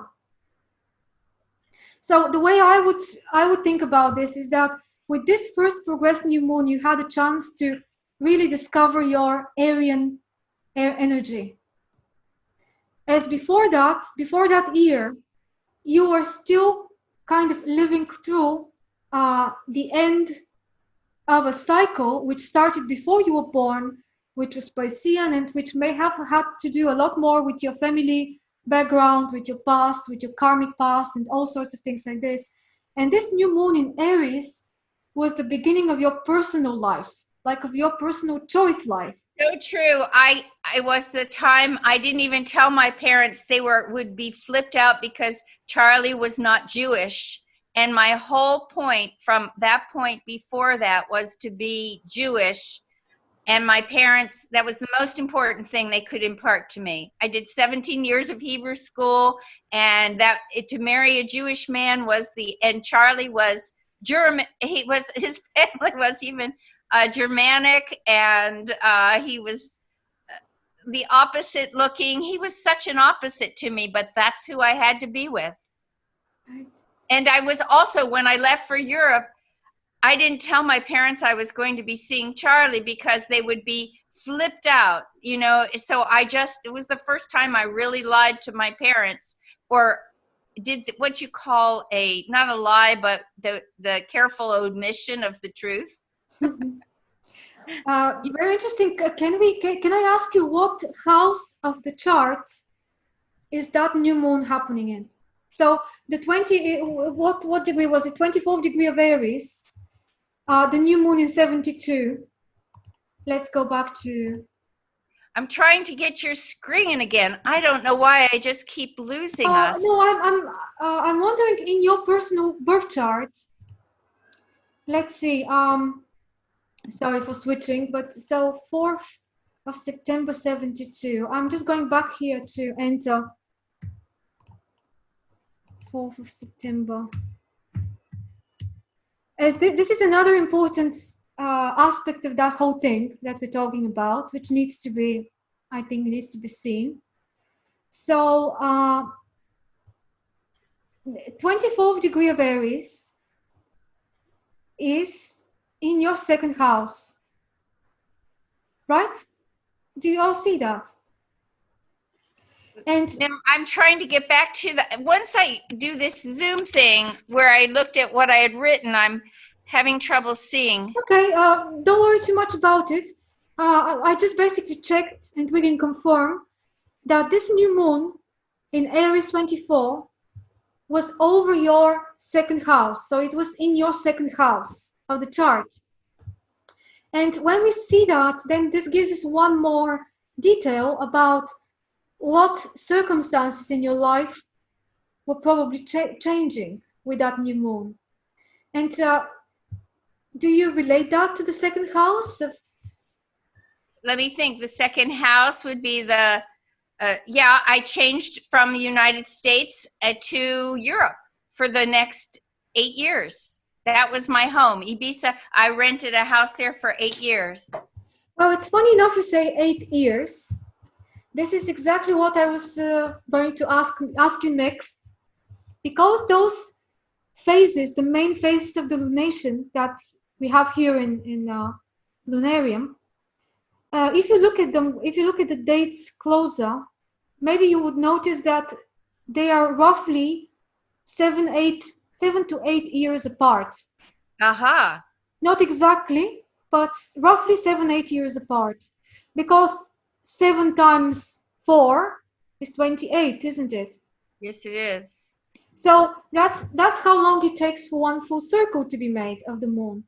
And every intermediary 1/4 of the cycle follows in about 7 to 8 years, which is an extremely important life period, isn't it? So if you stayed there for about 8 years, then I guess around 79, when you had the first quarter, doesn't have to be exact, but do you remember any turn of events around the first quarter? Yes, I definitely do. That's when I went up to Basel, Switzerland, and started my early music work, and began to perform with lute players throughout Spain. And and also that was about the first time the relationship with Charlie started to dissolve a bit. And I lived on my own on the island. We were both on the island in separate houses. I'd have to, once again, look at, I did, let's see, my notes here. Oh, let me get my pages up to see. It was so long, I should have, next time I should have printed it out. Well, that was significant enough what you just told us, I think, because Yes. that means that what started on the new moon now has had a development. And by the time we reach the first quarter, what we're expecting to see is some sort of crisis of action. Yeah. Like Roger Charlie and I are ending it. I'm looking at it now. I'm still living on the island. I'm doing the concerts. Oh, and I met the Rinpoche, Lama Rinpoche and Zopa from Tibet, and started my Mahayana Buddhism studies. And in '84, I left Ibiza. I decided to leave Europe, and I had a really difficult physical time at one point, and then I even worked in that first quarter at in the man I met, I ended up marrying, felt that music wasn't making enough money for me, and he wanted me to get into computers. And so I was employed for 2 years in computers, believe it or not. And up till in 88, where it says the full moon of 88, the next thing was the birth of my first child, and I became a mother, and I said, thank God I'm out of computers, back to music. Well, that's, So it was a big falling up. That was like a kind of crisis period of time. well, you are such a good example of that cycle, Lauren, because everything you're saying just fits exactly what we expect to see at these stages. We begin something in the first part, the first 7-8 years are just experimenting with the impulse, seeing where this is going to take you, testing the relationships, testing the work. Then in the middle of the first half, the first quarter, you have discovered what works and what doesn't work, and you try to make amends and to make changes. So you change relationships, you change jobs, but then this was more of a crisis period, isn't it? We are I almost prayed to die during part of that period of in those times. I was in a hospital, and I just was so confused, and relationships were all a mess. And that part of that Sabian symbol for me of a woman overcomes her passions, teaching deep wisdom. Those are the type of passions I related to, as being completely devastated when relationships ended. That's very interesting. You see, the Sabian symbols are so revealing of what's going on, isn't it? They're amazingly revealing. And then you kind of reprogrammed yourself through the crisis of the first quarter, and then spent probably the next 7-8 years until 88 to repair any damages, or to really settle on what you really want to do. And the realization came at the full moon, as it normally does, that you need to actually come back to music, which is your passion. Yes. And I started the world of motherhood, which still goes on today, because once you become a mother, you're always a mother. But it was very strong then, because I had my first child at 88 and my second child in 90. Mm-hmm.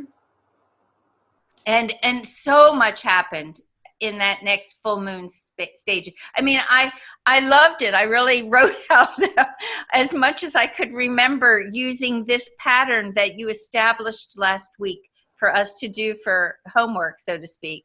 Mm-hmm.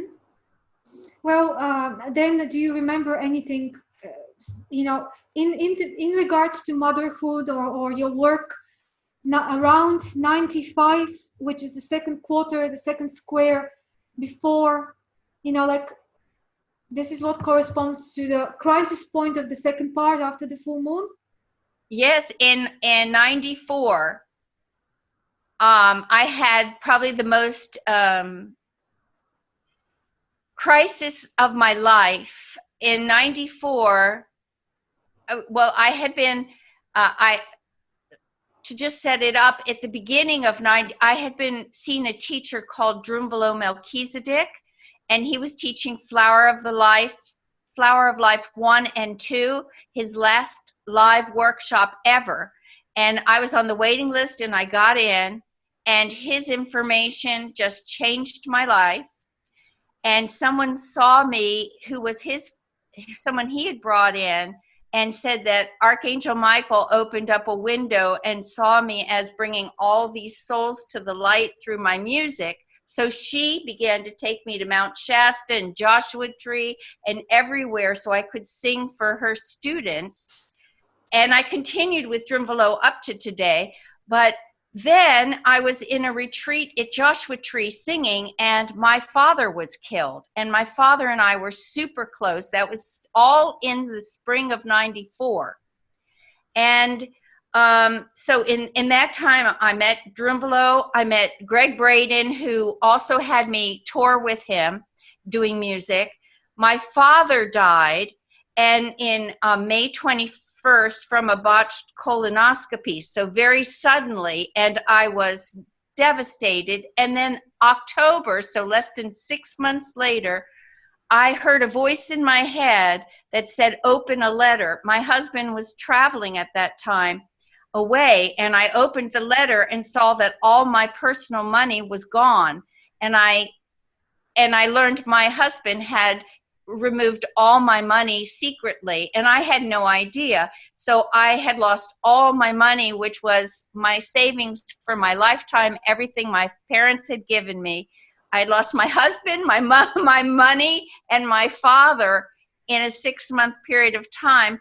But I had also connected with Drumvalo and Joanne Cornog and Greg Braden, and then I took off in also my spiritual Tree of Life recording, my Sephardic recordings, and just toured also, and began the divorce proceedings. But we separated in 94, so before the last quarter. So it was extremely tumultuous, and it was like, how could I be so spiritual and be so stupid that I didn't realize what my husband was doing behind my back all those years? So it was kind of how can I be a spiritual person and have such a complete unawareness of who I was married to? So. Yes, that was that 6-month period, or that year right before the last quarter was extremely tumultuous, starting at 94. And maybe it makes also sense that this second quarter is meant to be different from the first quarter crisis. That the first quarter is about changing real physical struggle in a way, out there actional in the world. Well, in the second one, it's about understanding something or figuring out something, or consciousness one way or another, whatever we may find there. And it seems like your second crisis in 94, 95 was more to do with realizing things or having a different vision, a different thinking. Yeah, I wrote as the beginning of it, separated and now a single mom, trying to learn all the financial lessons. I had done everything with my kids, but the finances I left to my husband. And now all of a sudden I had the biggest mess ever, because I was $104,000 in credit card debt that I'd never been in debt in my life, but it was done in my name through the marriage. So I had to bring myself back financially, figure it out. Can I say something? Yeah, sure. What I noticed that the progressed new moon from 1972, I think it was. Yeah. The progressed Venus was conjunct the new moon. Oh, okay. And the progressed Venus, it was going retrograde. Was it going retrograde? Well, this is the progress Venus you were referring to. Yeah, and it's retrograde. And I think that links into this whole story you're telling about about your finances and your love life. That's such a good point, Jason. That's a very, very well noticed thing. And you see, this whole thing starts with the new moon. Yeah, it started at the new moon, and then when it progressed to the full moon, that's when it kind of, all those events occurred that related to finances and your relationships. Yeah. Very good. Although yes, up through that full moon, up to what I thought we were talking about the last quarter of like May 9th, 1995. Yeah, but 1994, you hadn't reached the last quarter. You're still in that full moon. Yeah. That's exactly right. So you think all of that was with that Venus that was retrograde?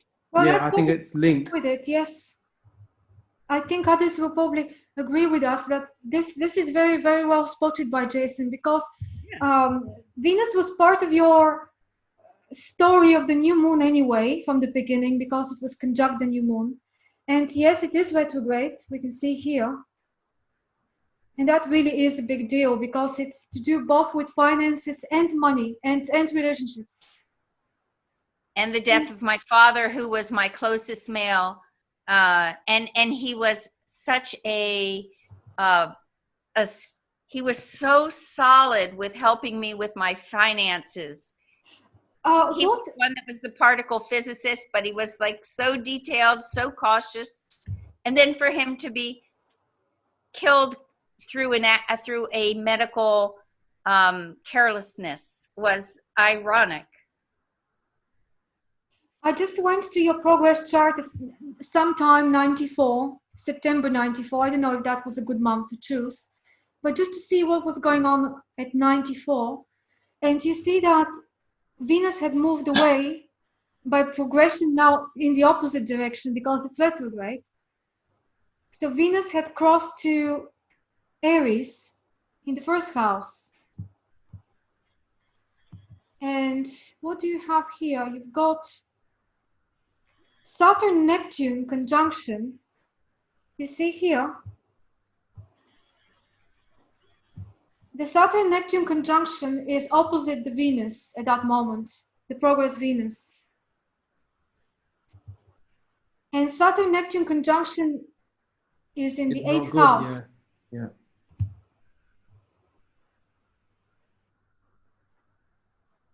So, and it's nearly opposite a sun, though. Nearly opposite the, you mean the birth sun? Yeah. Well, not exactly, because these are at 26, 24 degree of Libra. Well, the sun is right in the beginning of Libra, of Aries.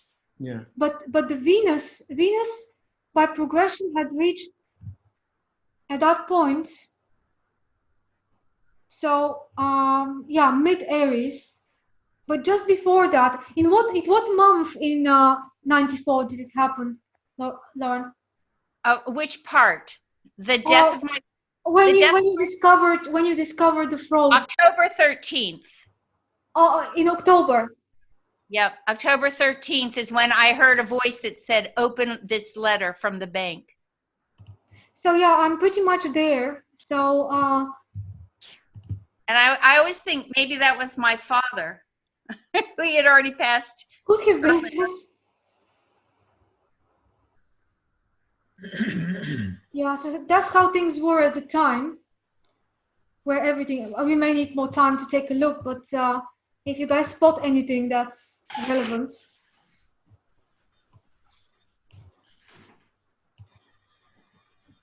So that's the progress chart, the progress.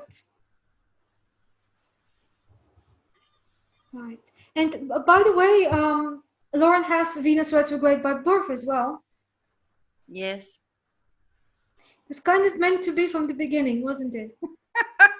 But an interesting thing would be to see, at some stage in Lauren's life, does her Venus retrograde progress and station and turn direct. That's exactly what I was gonna suggest. Yeah, that's a very good point also. How do we do that? Ephemeris. Do you guys know how to do that? How to check when you have a retrograde planet in your birth chart, and especially if it's Venus or Mercury, and Venus is quite significant. How do we check when, by progression, that planet became direct? And so 1953. I always use this one, but I guess there were many others. And Lauren was born in March. So we're looking at Venus position. And right. Does it say, why does it not say retrograde here? So actually, 1 second. I think we're getting something wrong here. Yeah, it is a Venus retrograde. 1953. Go down to 25th, go down. I'm just trying to see when it went retrograde because, oh yeah, of course, yeah, it just a few days before she was born. So right, here it is. That's when Venus went retrograde. Yeah, that 2 days before her just birth. 2 days before you were born, Lauren. Yeah, lucky you. And then we need to see what date it went direct afterwards.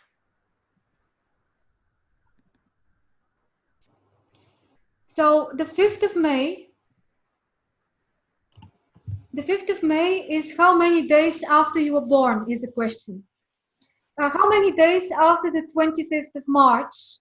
So we've got 5 days of March, the whole of April, which was 30 days. So by now we've got roughly when you were 40 years old. So when you were 40 or 41, yeah, did you have changes in your relationships or finances, or did things start to improve? That was the divorce or that was the separation in when I was 40, 41. Makes sense, doesn't it? Yeah. So fascinating. That's exactly when your progressed Venus became direct. So that was a good thing then, because it turned direct and then your life started moving in the right direction. Mm-hmm. Yeah, I wondered how do you see it exactly? Like when it was retrograde before, she was sort of working out karmic contracts or sort of something to do with karma and so on. And when it went direct, she finally started living, directly, like I guess what she's meant to, kind of like that. Mm-hmm.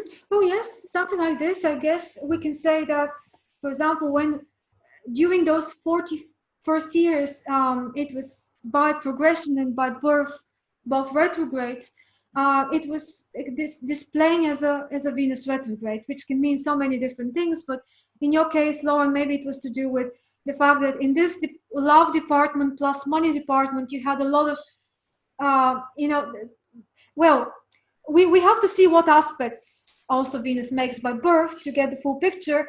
But I think it was connected to this Neptune and well, they were opposite at birth. The Saturn Neptune, yeah, it's opposite that, pretty much. But my Mars and Venus are conjunct by 2 degrees. Yeah, but the fact that this configuration includes Saturn and Neptune in the 8th house of common finances and personal relationships and shared resources and so on. And then Neptune, we know that when Neptune is involved, we may have some deception going on. And when Saturn is involved, we may have some hardship and difficulty going on as well. So it kind of makes sense that this was intertwined with the Venus retrograde. And then the moment Venus went direct, you have a chance for the first time to put things right and to make things work in a good way. Can I just check something? Astrology as well. Yeah. if a planet is retrograde in the natal chart, then do the progressions get calculated backwards? Yeah. For however many years that the days that you just showed us before it goes direct. Yes. Ah, Her Venus retrograde in the first 40 years was traveling backwards by progression. And then the moment she turned 40, 41, when that switch happened, then Venus started coming back. And basically, Venus started tracing the same degrees that it was traveling through backwards, but now forwards. So basically, it's covering the same area of the zodiac, but in a different direction now. yeah. Can I offer another comment? Yeah, of course. Yes. I only learned this recently myself, but I learned from a webinar or something similar, a podcast from a famous astrologer. If a planet stations retrograde or stations direct a couple days before your birth or a couple days after your birth, then that planet has extra emphasis in your chart, and that'll have extra strong qualities about it. Yeah. And so, for example, for Lauren, because Venus stationed retrograde just before her birth, then that planet has an extra emphasis in your chart.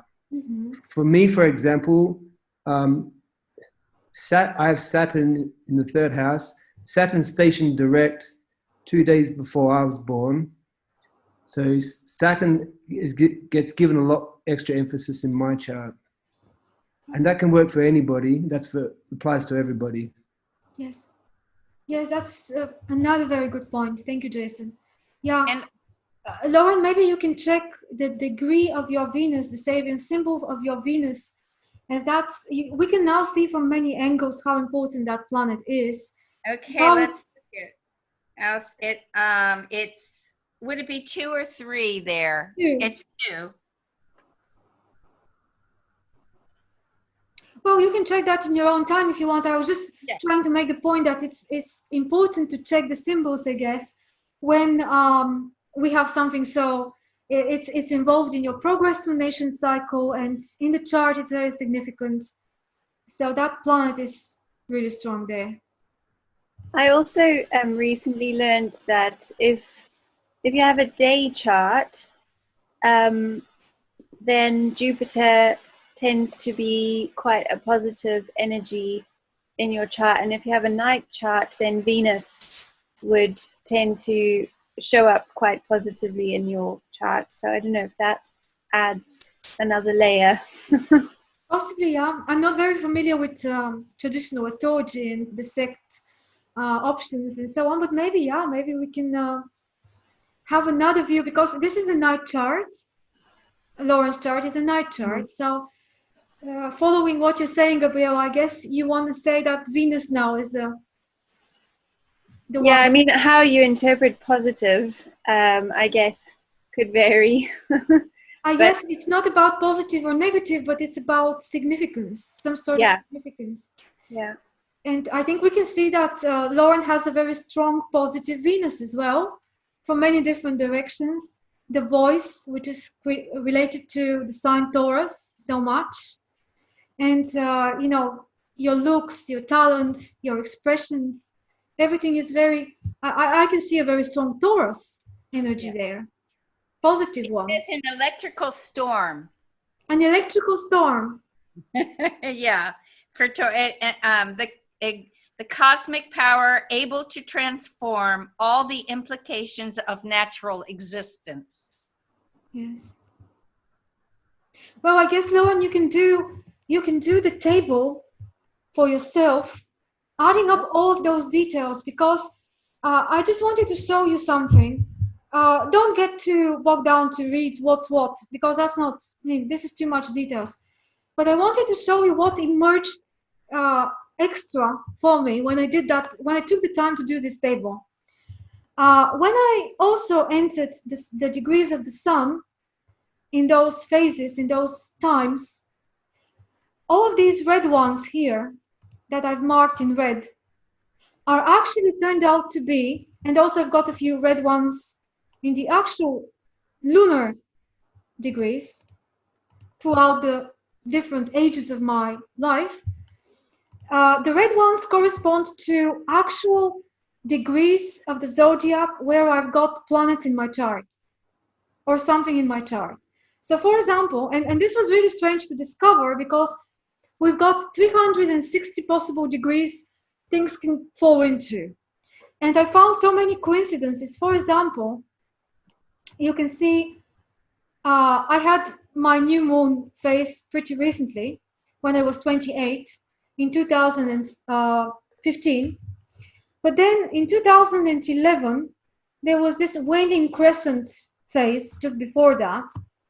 And the moon was in the 10th degree of Libra, but the sun was in the 26th degree of Scorpio at that time. And this happens to be my moon degree in the chart. Just the one before, the waning quarter in 2007, which is when I went to, just before that, I moved from Bulgaria to London, and I started my life with my partner, and we've been together for 14 years now, so it's quite a big change.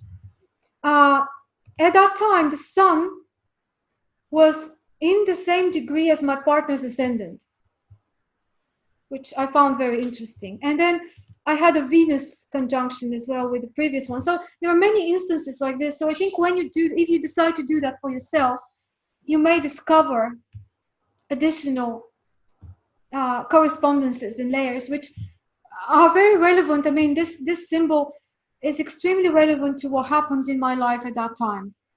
What is it? Can you read it out loud? Which one? The one you just said is extremely relevant. Well, all of these three are relevant, but for example, that one of the Venus, 2003, let me just take a look. Yes, so I had made, give me 1 second, I had made a note of that. So I was 16 in 2003, and you may think this is not that important in that early age, but that's the very first time, very first year when I lost somebody. My grandfather died that year, and this was the first time anybody close to me, and we lived together. We were a family of 2 grandparents and a mother, and he was more than just a grandfather living somewhere, as most people are not that close. He was more like a father to me than a grandfather.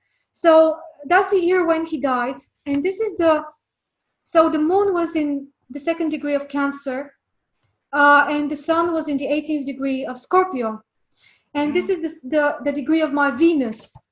And one of the key words for that Venus, 18th degree Scorpio, a path through woods brilliant with multicolored splendor, is, let me just take a look. Overcoming loss and becoming in tune with the cycles of nature, the cycles of, here Rudyard is talking about in this symbol of fall leaves that are basically something that you see when you walk through the woods, and you realize that life is cyclic and that everything that's born needs to die, and all those sorts of natural, attuning to natural cycles. And I find it very relevant because that was the first time in my life when I had a personal experience of mortality, of someone that's close to me, and many other things. But then I don't want to take up the time speaking about myself. Maybe you guys have in your own cycles, you can share, because in my case, I'm still very young, and I only experienced one significant new moon, progress new moon, and very recently, only 5 years ago. So I really don't have a perspective of a full cycle of new moon to new moon unfolding and all the various stages of it, even though I can really relate to everything from the full moon at 12 years old to the new moon at 28. I really do relate with every single stage and symbols. But maybe maybe some of you want to, have you prepared? Has anyone prepared something for today which you want to share? Yes, Laura. Oh, yeah. I have something coming up in a month. You know, like I said with that chart, I think it would have been really helpful to have had that chart because I was trying to do it linear and I only got halfway through because it's a lot of work. Like I'm sure, Lauren, that was a big project of what you did, but I didn't. But I did realize that next month, and I know my life is shifting, but I want to interject that Lunarium site. I can't access it here in the United States for some reason. Apparently, with Google, I can't get those. I'm in the United States. I live in Oregon. I couldn't get it. It was saying I think it's if I searched Google for the word it took a while. Okay. I searched exactly on the word lunarium, and that's what took it. When I looked for lunar progressed or other ideas, when I couldn't remember the word lunarium, I couldn't find it. But when I put in Google lunarium, it came up. Okay. Yes, it should come up, Laura. I will send you a link as well later on. Okay, thank you. Yeah. I think they are updating that website, and it may have a bit of a different address or something. But it's got nothing to do with your location. It's just, as Lauren said, just Google it, and I'm sure you'll find it. What was your date of birth? Let's see what's going on with you at the moment. 9/1/1961. So,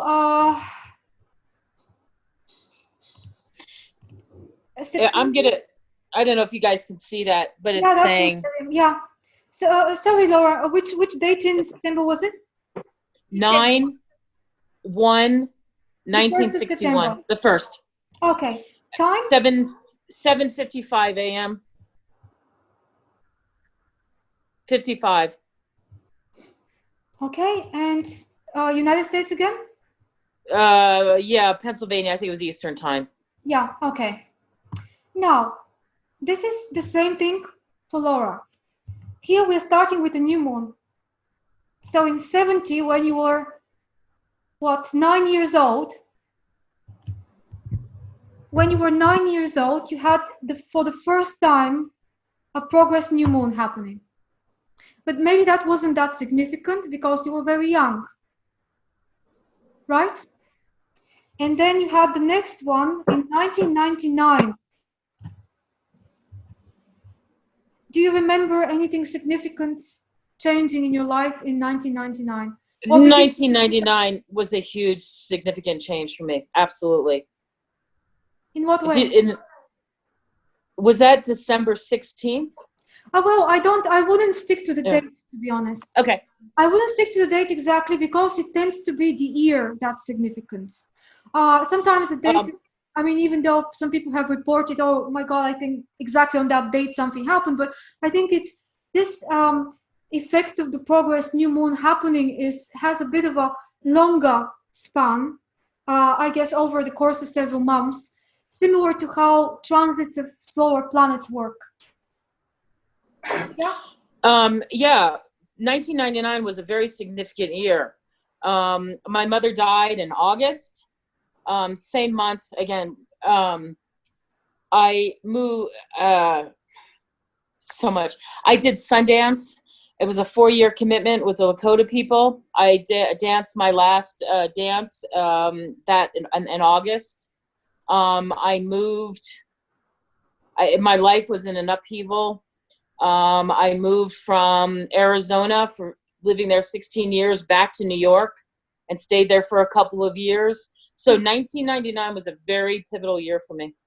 Right. And you are still living in this cycle that started then. And what is coming up for you next year is the second quarter phase of that cycle. We can see that here. Second quarter in 2021. Yeah. And I guess you remember something in 14 as well, which was the full moon.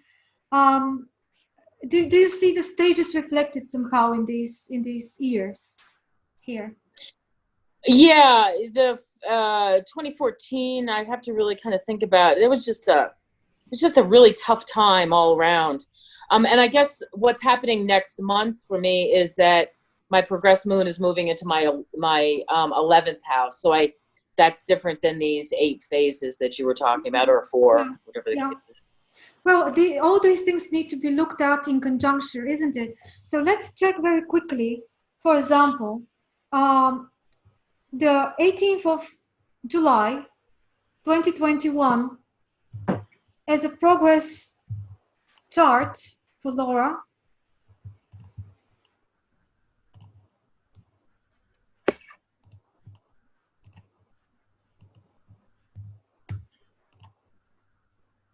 Laura, what are your thoughts about your moon moving into the 11th house? What are you thinking about it? Well, I've been unemployed for the last 7 months, so which is weird because it's been in my career house. And I've doing some of these online things. Like yesterday, I just did a video. It was an educational video to just try to put myself out there. It was a big step up for me to, get online. And I was actually very pleased with the video. It's the second one I've done. I did it live and I spoke for 18 minutes off the cuff. And it was just, I scratched the surface. So I felt confident. I felt good about what I did. Mm-hmm. Well, Laura, maybe your musical background at the moment in your personal life that you mentioned recently may have to do with, now, I think it was important to look at the chart so that we see that what we're discussing about the progressed lunation cycle always happens within some sort of context in the chart. We can't just, think about it separately, isn't it? Because this is giving us so many more details. The sun, 8th degree of Scorpio, moon, 8th degree of Leo. And Leo is forward in the zodiac, so basically backward in the zodiac than Scorpio. So we see that this square is a second quarter square, right? And what is interesting is that the progressed sun is on top of your natal Neptune, right? Yeah. And the progressed moon in the 11th house is pretty much on top of your Venus. It's already passed, but it's probably now on top of your Venus as we speak now. But this is next year in July. Oh. Yeah, so this is the chart for next year in July. Okay.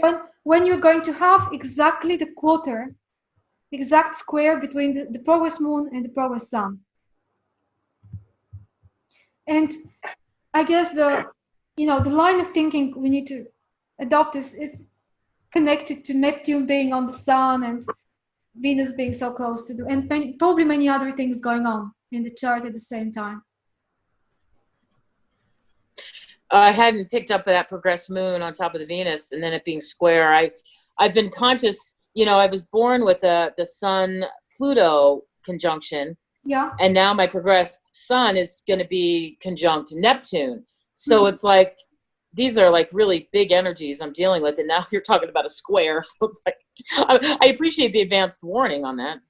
Well, this is activating the natal square between Venus and Neptune. And I guess this Venus-Neptune square has been some sort of a challenge for you. And now the sun and the moon by progression are going to be sitting exactly on those 2 points. Wow.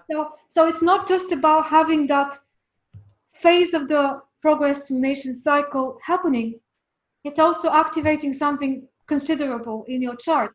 Well, it could have been just, nothing there when they are there. Yeah.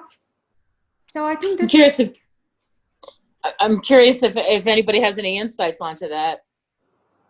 And you had mentioned the musical piece. I was just connecting Neptune to that. Neptune, Venus, the combination between Neptune and Venus. And I find it very interesting that your husband is a musician and you relatively recently got together, didn't you? So I guess this has a lot to do with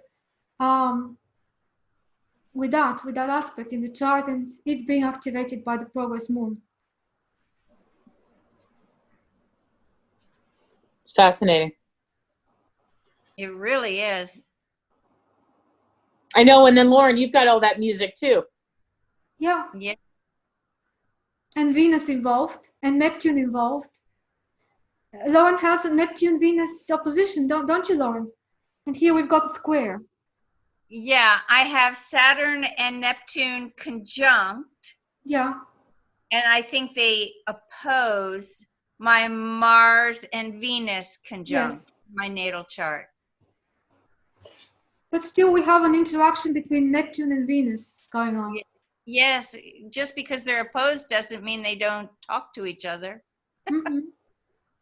And I just had the Saturn-Pluto conjunction on top of my Saturn, on my Saturn return. Yeah, you had a Saturn return recently, yes, on top of everything else. And, Yeah, with Pluto right there. Mm-hmm. Well, this chart is not showing us the transits at the moment. But yeah, basically here in Capricorn we've got. And I just mentioned that because again, it's you've got the Saturn Neptune, I've got a Saturn Pluto that was working on me. Just there's so many different details, but yeah. And I think for me, I look at the music was in my pre-life, that it was a destiny of my soul. Well, considering that your new moon before birth was in Pisces, and you may be able to check where this falls in your chart as in which house and what aspect it may be making. Pisces. Mm-hmm.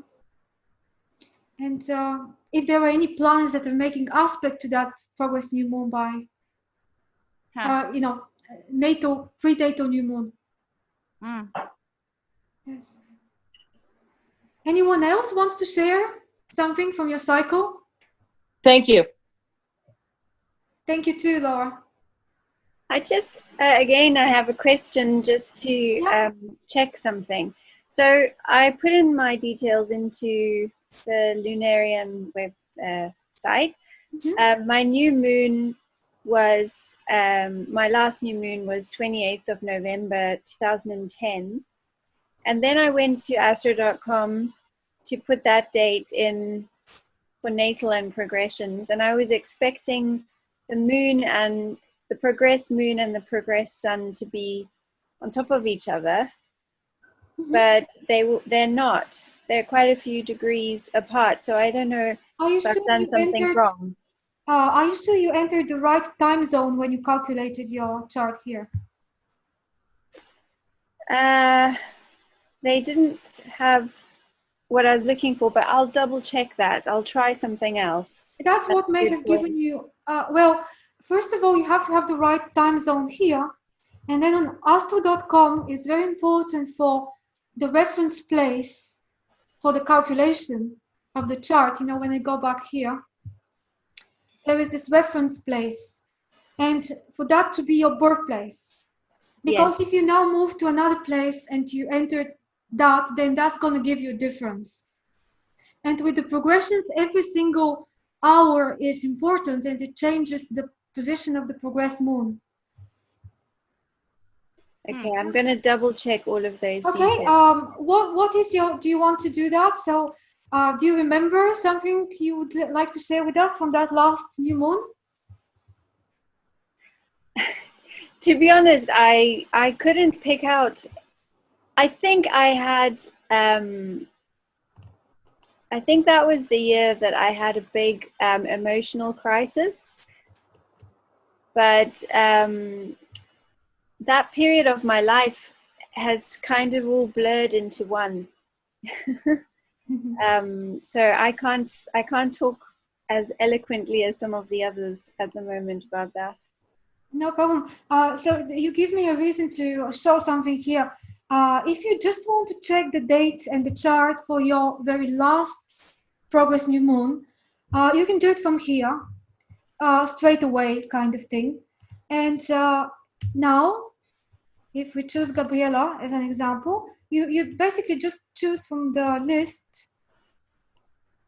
natal and progressed new moon.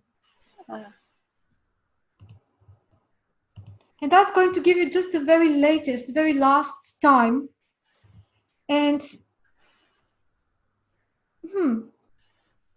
Well, did you say 2010 just a minute ago? Yeah. Because it's giving us something else here, 2008. That would make a lot more sense, actually. The end of 2008 is the one that you last had. Okay, I'm going to double check what I've entered in the Lunarium site. I must have done something wrong there. No Is your problem. birthday correct right here on her chart? What do you see what she's put in for your birthday? Is that correct? So I've got the 7th of February 1984. Yeah. I just had it saved from before, but I think it's correct, isn't it, Gabriela? It is, yes. Yeah. Okay. And the time and everything. So as long as that's right. And there you can see they're the exact degree which would solve your problem. Yes. That you thought, why are they not the exact degree? Mm-hmm. Yeah. Yes, these are definitely the same degree. So you're looking for the 13th degree of Pisces for that new moon, for the Sabian symbol. And I guess that would be relevant somehow as well. Got all the symbols here. Thank you. Was it the 13th degree? Is it 12 here?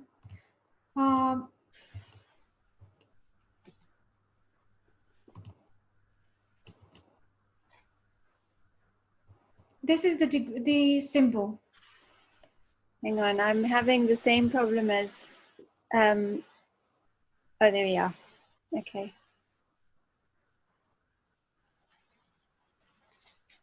Okay, so yeah, I guess that's just worth exploring. I'm gonna study that later. Yeah, sure. It's just how we check it. Okay. But just to say that it's very, the fact that it's Pisces makes a lot of sense, because basically that's when I joined a spiritual community and thought I wanted to be a nun for the rest of my life. Interesting. Yeah. Through the effectual use of his will, a consecrated man can become a symbol of courage for all those who follow in his footsteps. That kind of sounds relevant to me, but I don't know. You know best. All right. Does anyone else want to share a progress donation story or something? I'd be happy to share something if nobody else wants to go. Okay, let's start with you, Jason, and then Stephen after you. Okay. Yes, My son is Gemini in the 11th house, and just to let you know that I use whole signs house system in general, so it might show up a little bit different than how you see it. No problem. But basically, when I use whole signs, it shows up as a 11th house sun. Mm-hmm. And when I was 14 years old, in terms of my progress sun went into the 12th house and went into Cancer. And what I found was when I was up until the age of 14, I was very active, played a lot of sports, and was very outgoing. But when I turned 14 and when I went into the 12th house, my progress sun went into the 12th house, I suddenly became very inward. And my life turned around very differently. My character changed, like my outlook on life changed. And for the last, say, 25 years, I've been going through the 12th house. My progressed sun has been going through the 12th house. And throughout those 25 years, I've been very inward. Everything's been about inward and inward growth. And I enjoy solitude. I like to spend a lot of time alone.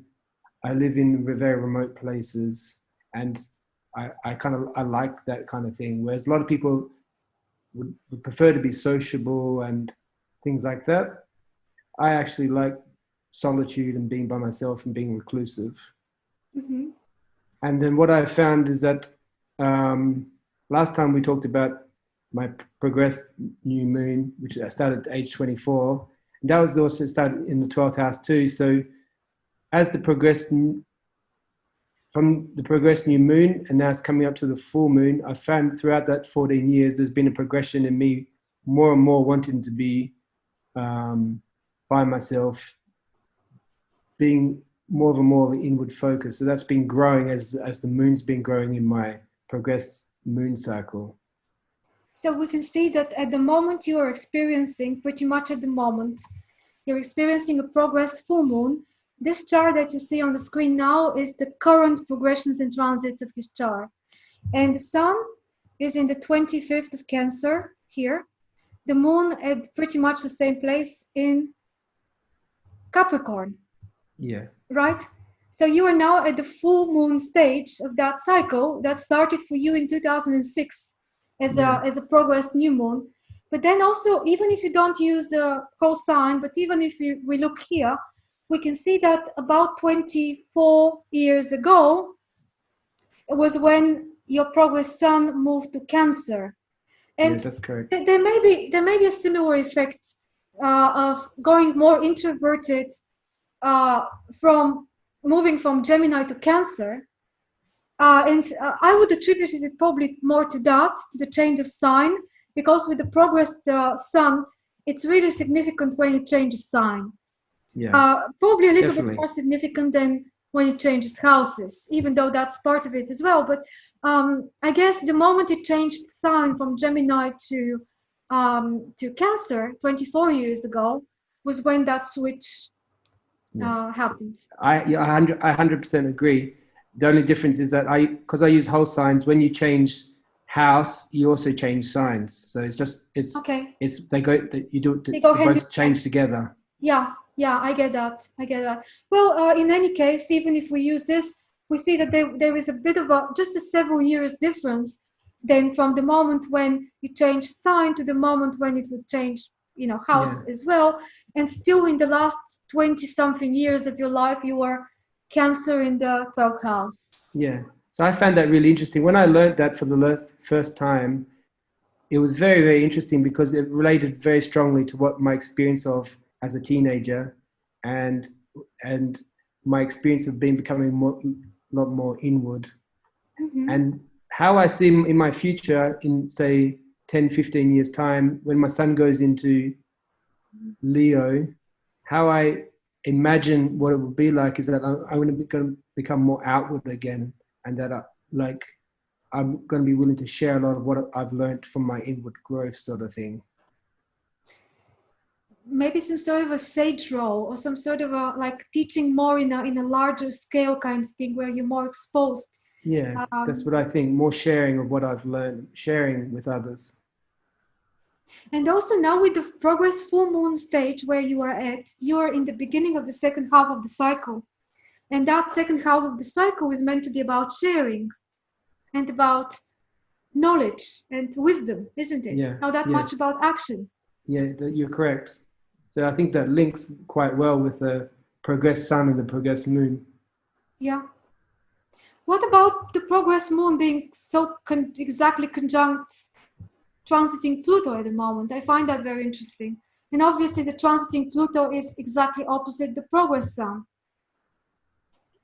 Is that correct though? Is that for next year? Or, No, this is for the moment, for now, for today, I think it is. Let me see actually. Oh no, this is for next year. My apologies. Yes, this is for next year. Yeah. Because we changed it because of Laura's chart, and I forgot to bring it back. So what is today? The 9th of July. Yes.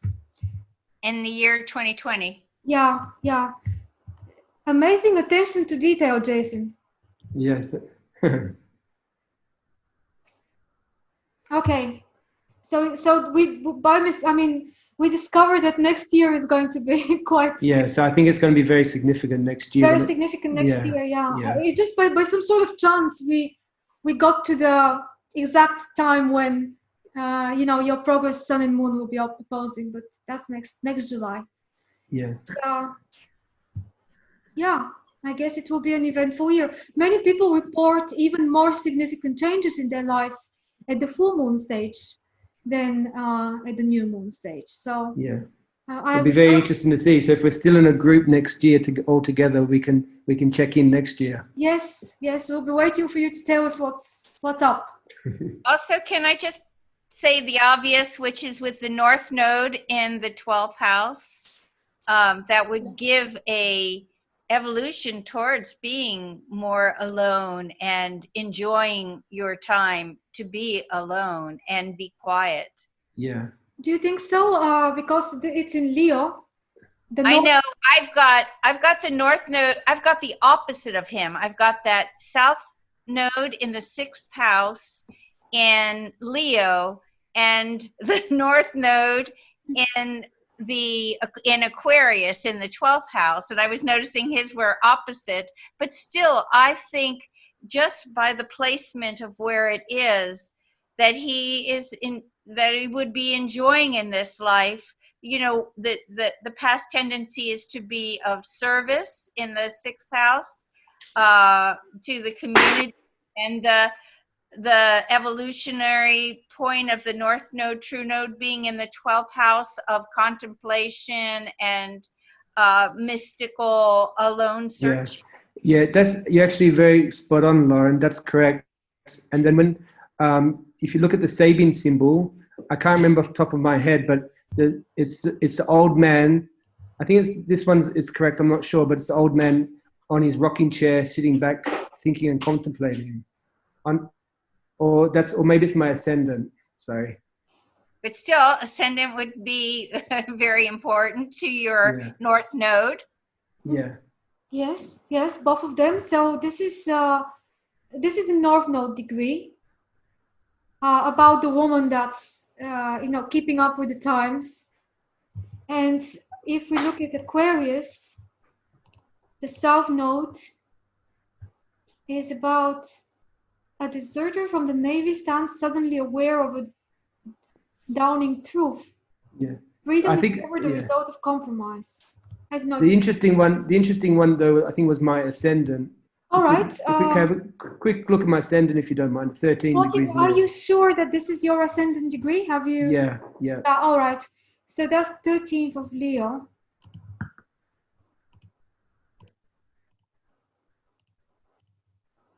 That says 12. I remember. Oh, it's Captain. Is that the one? This is the correct one. Yeah, this is the correct one. And this one links exactly to what Lauren's saying. Yep. Yeah.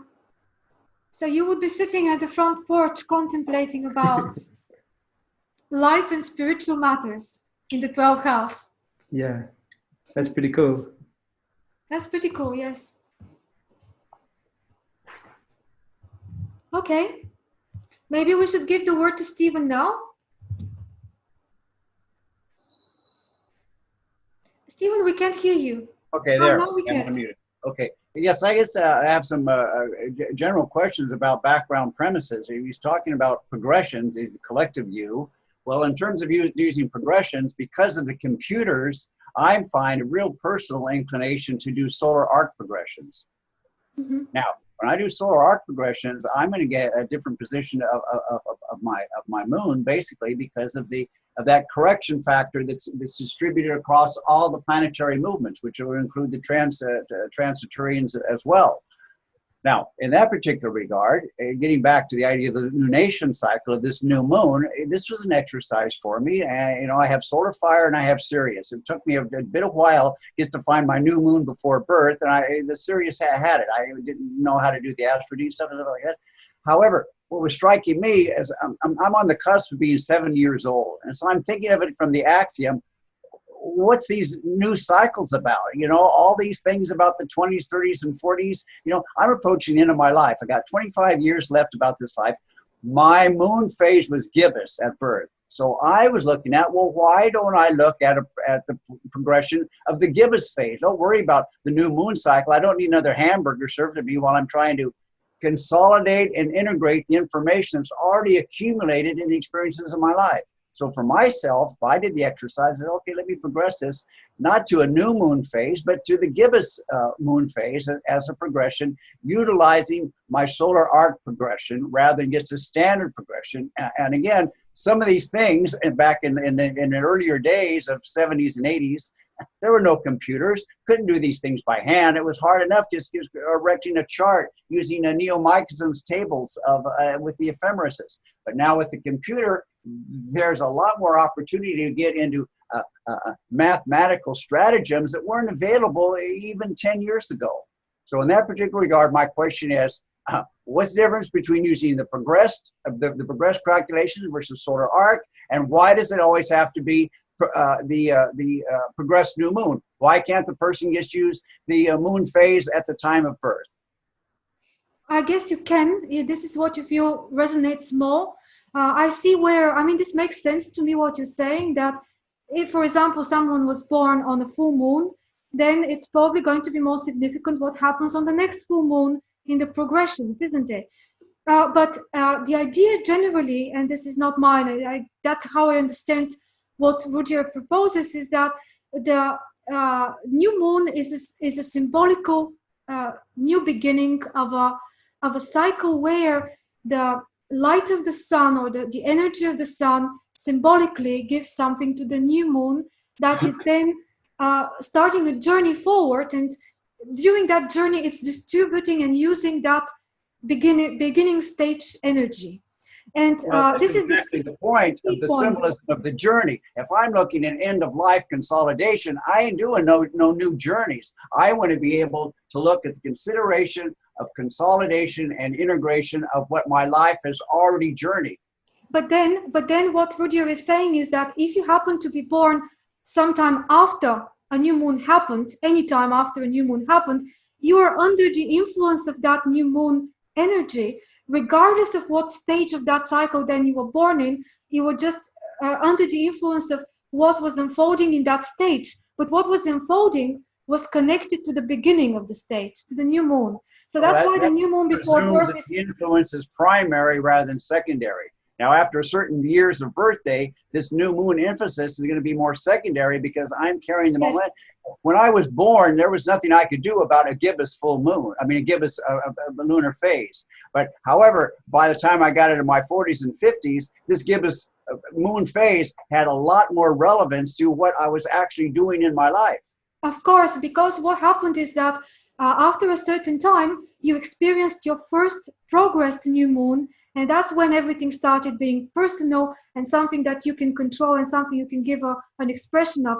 But this prenatal new moon was more to do with heritage, with what the conditions under which we were born, maybe family factors, maybe cultural factors, maybe all sorts of things that we have no control on, as you rightly said, but they were kind of things that we needed to overcome, things that we needed to adjust to. And then I don't think that anybody really starts expressing that lunation cycle personally before we experience our real first progressed new moon, or progressed, I mean, if we use your logic, also the first time by progression you had the same phase of the moon cycle, which I like that idea. I think I haven't heard anybody propose it, but I think it's a very good idea what you're saying, of maybe going to the next time when that phase of the moon you were born under repeats itself, but now you are in control symbolically. Now you can actually, I don't know, direct it in a way that you decide to direct it, rather than something that happens before you were born and you've got nothing to do, well, personally nothing to do with. You raise a very good point. Important to point out with Lauren, that all this is very individualized. Each person's story is quite different, and to put a kind of a template model on it and say, okay, one size is got to fit all, and this is the cycle because of the symbolism. The whole idea of the symbolism means it's multi-layered in its meaning. Symbols aren't signs, and to say that this symbolism is exactly how it has to be in order it to work seems to be a misplaced premise. Absolutely right. Yeah, I completely agree with you on this. That's why we're just discussing, and hopefully, this is a new investigation for me, and I appreciate the opportunity, because otherwise I wouldn't have been able to get into my computer programs and try to look this stuff up. Yeah. Well, I agree that we shouldn't stick 100% to what the book says. For example, maybe even Roger wasn't, having the full picture in his head, but he was logically trying to present a model which seems to work most of the time. For example, with this question, I asked people of the day, the year when they last had a progress new moon, and it's always relevant, it's always something significant.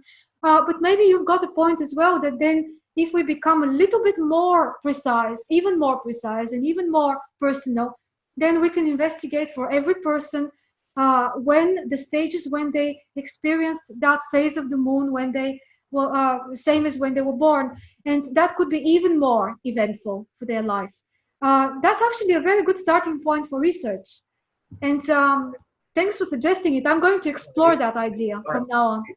Just a passing thought I wanted to share. No, I like that thought. I like that idea. Okay. All right, I'll go back to mute.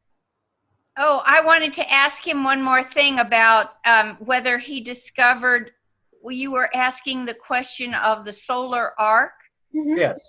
versus the progression moons. And how would you, if you were to just make a statement about why you use the solar arcs, could you talk to us about that for a second? Well, by taking this, again, from the symbolism of the rotation of the planet for the day and the rotation of the globe around the sun for the year. So we got this relationship between the small and the large, 1 day, 1 year. But the idea of this movement of the planet around the sun has a particular time variable, and that time variable in its particularness is then translated to all the other bodies, so they move in synchronization with the sun itself. So this is why progressions worked really well before the trans-Saturnian planets were discovered, because they weren't there. But if you just use this 1 day, 1 year type of thing, the Saturn and the Uranus, the Neptune, and the Pluto don't move very much at all. However, when the solar arc variable is included, there's a more of a holistic movement with all the planets being connected to the sun, rather than just following the sun. And in that particular regard, what I noticed in my progression from my moon is that a different sign, a different house, and my progressed moon for the solar arc puts me at an Aquarian moon in my 6th house, which at this particular point in my life is very relevant, because my natal moon was in the 6th house, but was in Sagittarius rather than Aquarius. And now, as this older person, I'm certainly looking at a much wider perspective of applying my skills, my strengths, my training, my life experience as a much broader focus, rather than being more individualized in that personal development, which gets back to the point of what Rujar was talking about anyway, moving from the personal to transpersonal. And this turns the whole Maslowian pyramid upside down. So what does a person do after self-actualization? You do all this stuff in life, whether we do our careers, we do this, we move here, we do that. All those little things that come into the collage of the picture. It says, okay, well, now what do we do with that? We got to move on a bit beyond our own limits of our personality. And in the comfortableness of the shoe size fitting, my experience has been using a solar arc progression. It has a much more of a nuanced implication for my own personal self-contemplation of growth, rather than just the standard. That's the way progressions have been done since 200-300 years, and that's the way it's done. So you're making a case for solar arc progressions, which is something very interesting and very good to explore as well. But I was just wondering what you were saying about what's the next step eventually after personal integration. Don't you think that as a whole, people still are, in the majority of them, not even there yet for this question to be relevant just yet? Oh, yeah. But well, I mean, the whole point of having the new moon before birth is really a quite subtle and overlooked point. Because most people, I mean, I've only, within the last year, I now include the phase of the moon narrative in charts that I compose for people, because I came to realization it's quite significant in terms of this cycle of 8. And it also allows me to make a comparison to Taoist mysticism and the Bakwa. And now I'm able to work Western astrology with Taoist mysticism, and to allow myself more of this transpersonal involvement. That's very well. We'll be grateful if you share with us some of Oh, them. all right. We're already at 11:30, so okay. I just wanted to share some thoughts. That's all. No. I was even going to ask you even more about that because it's something that we need to look at eventually. There is a group on Facebook. If you use Facebook, you can join. Oh yeah. That's how I came across your group on Facebook, actually. Yeah, it's that's not really. I set it up, but that's for everyone. So if you wish to join, maybe you can share here something about that and that connection because I think it's something not many people know about, and it will be very interesting to. So what's the site you're referring here? Astrological It's called Astrology? Psychological Astrology Students and Friends, that group on Facebook. Well, I don't. It's on the screen. Can you Right, see?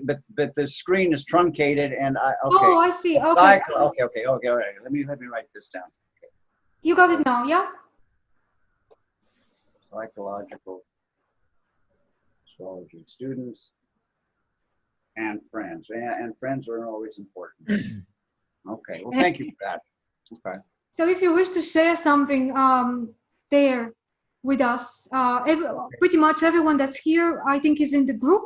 So we would be able to see it. All right. Comment, have a conversation and anything. Okay. Yeah. Well, I was thinking also, you mentioned the progress, the new moon before birth.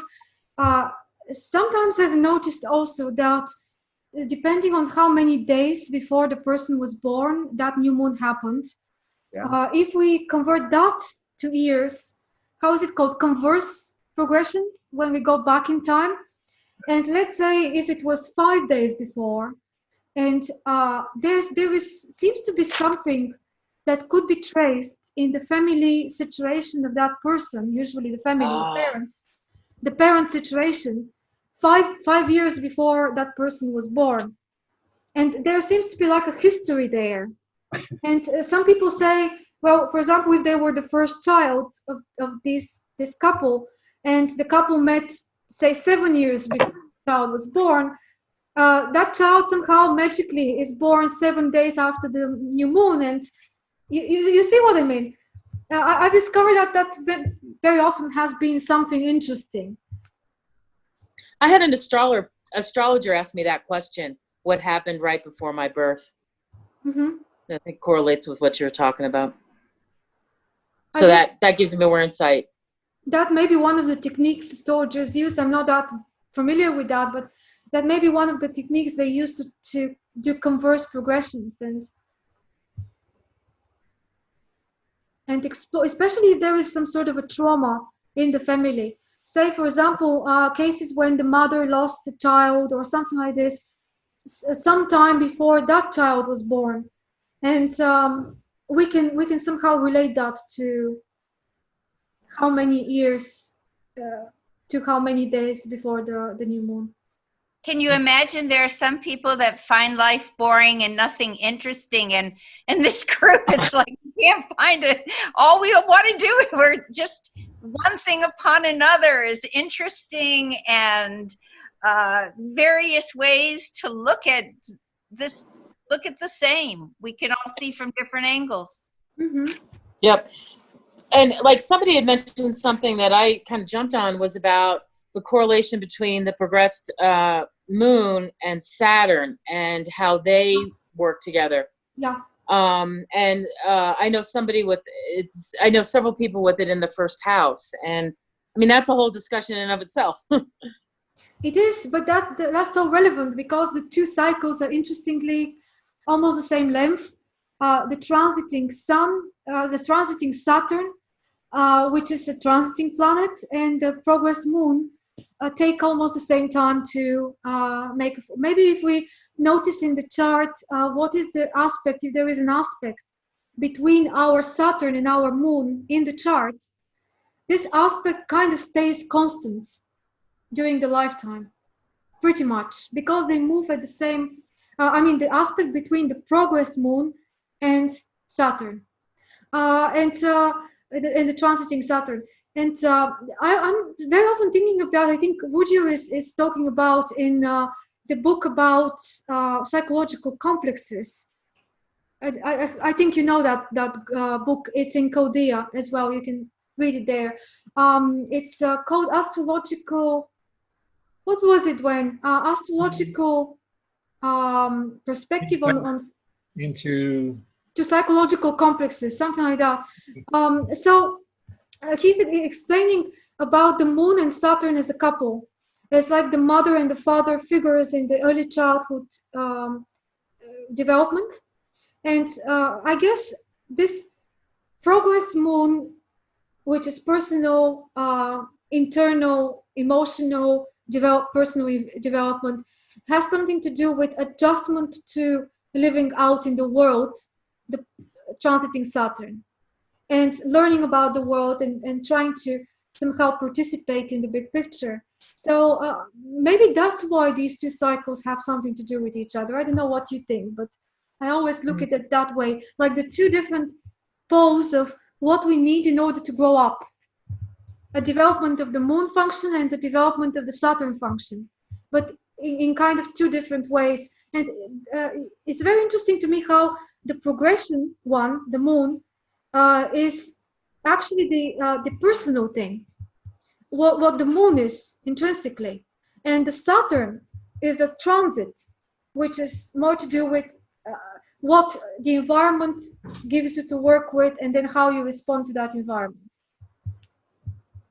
Good point.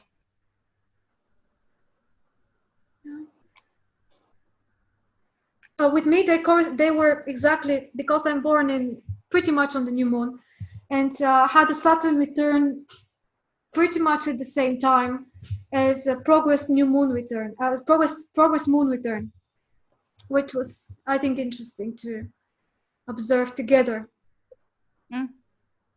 Yeah. I was thinking how in your life you had mentioned last week that you moved from London to Valencia, Spain, with knowledge of your, I forget which thing you said, your progress, was it, what was the sun? Yeah. The progressed what?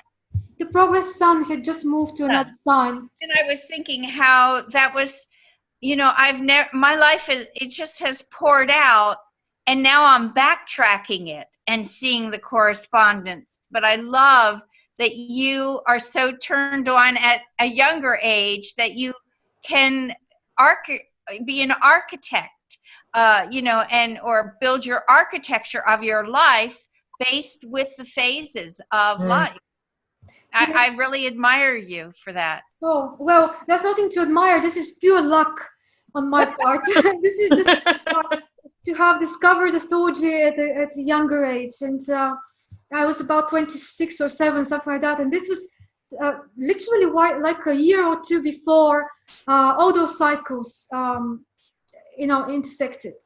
And before it was important to know that something is going to develop in that way. And I have been thinking many times about working with young people, somehow trying to figure out a way to consult teenagers or people in their early 20s or something like that, that are already outside of childhood. You know, they're able to think of themselves and plan for themselves, even though still things are, you know, in the process of fighting with family and stuff and all sorts of things like that before the first Saturn return, but still being able to prepare them for those important choices, choice of profession, choice of relationships, choice of, you know, all sorts of orientation, and giving that advice in the 20s. I think mid-20s is probably a very good time when, I mean, I'm trying every time I have a connection with somebody that's in their early 20s to, if they're interested in astrology and if they ask me, because I don't want to, you know, intrude with the information if someone doesn't want to hear it. But I think that can be a life-changing experience to know that, especially if you're working with a good astrologer and they guide you properly, yeah, in that thing. I started my practice when I was having the Saturn return, when I came here in Valencia, like really starting to work, and maybe 80% of the people who contacted me were always also going through a Saturn return. But we didn't, I mean, it wasn't because I knew them. I didn't know them. They were completely random people from the internet. It wasn't just because they're in my same age and I somehow, attracted people from my same age. It was in a completely different way. And some of them were in their second Saturn return. So not in the first. So it was very interesting to see how people need advice when they are in these important junction points. Yeah, maybe you've seen the same. Yeah, it was a very good reassurance, already planning to do the changes and to move and so on. Knowing that information and being able to check also the Sabian symbols and all sorts of things, that this is the right way, that what your intuition is telling you that you need to do is you kind of have this affirmation to make the step. Yeah. Except my way was that my Saturn return at 28. I had my first astrology chart done for me in Ibiza by a fabulous astrologer who used Dane Ridger as his, and gave me my Sabian symbols and all of it. And I thought, wow, I shouldn't have listened to all the people who told me it was just bullshit, that made no sense. Astrology, how could these outer planets affect your personal life? That's ridiculous. The things in the sky like that's ridiculous. So it was very enlightening at my Saturn return to see that. How did he know? Yes, it's so important what Woodyer says, that the most important thing is who the astrologer is, isn't it? And when you get lucky like that, to have someone that is not just giving you, what a great number of people do, then you can really take advantage of the information. Yes. It still didn't stop my life and the traumas that happened. You can't stop what your life really is going to be, but at least now looking back, even I really did do a very detailed, it's like an 8-page typed thing to prepare for today. It really made a lot of sense. Yes. Going retrospectively is so interesting, because astrology seems to work so well retrospectively.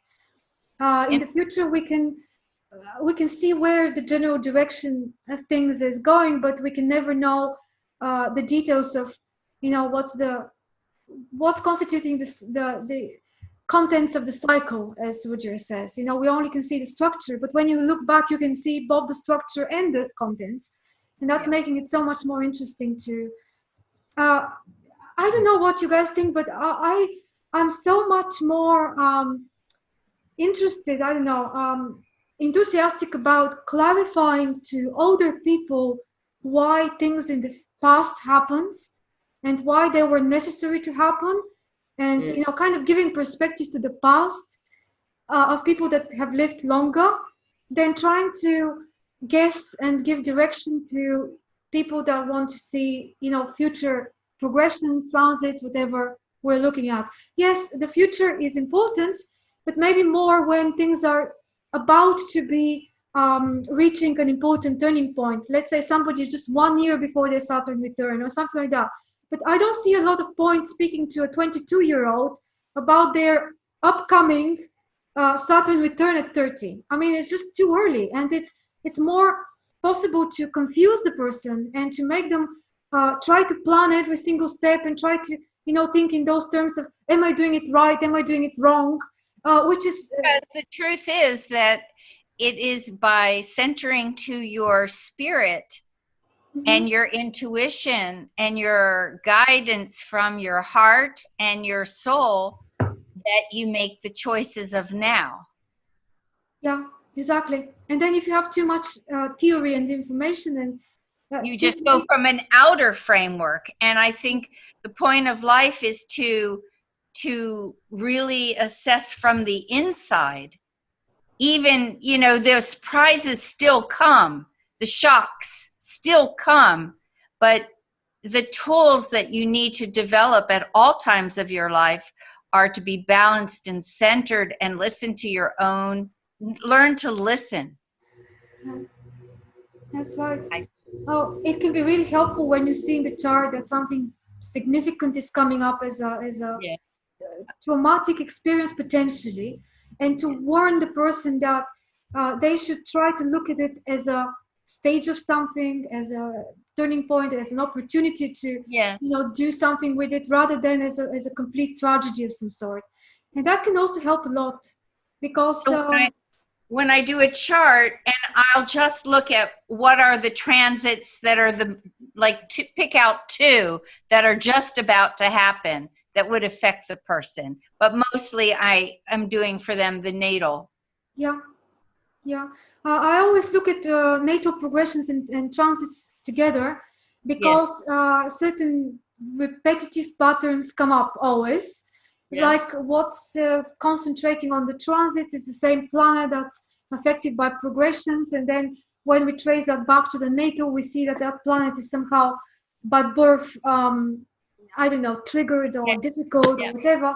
And then it kind of helps me trace something, which is now the reason why they are here, and the reason why the consultation is happening now and not in a different time.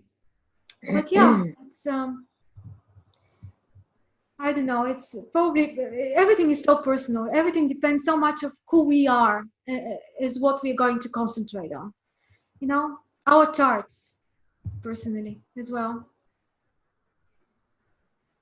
Like with so much water in my chart, for example, I'm so happy when someone can get the explanation about the past, especially when the past was really difficult and traumatic for them, and we can trace back what was going on and how this can kind of historically be explained and given a reason. People kind of have this reaction, and now I understand why I needed to go through this. Which is great. Right, it's almost 9 o'clock, believe it or not. Shall we decide what we're doing next week? I'm going to be with you from London next week, but that's no problem. I hope it all works the same. So if you wish, we can continue. This may be totally off topic, but the whole solar arc thing. Yeah.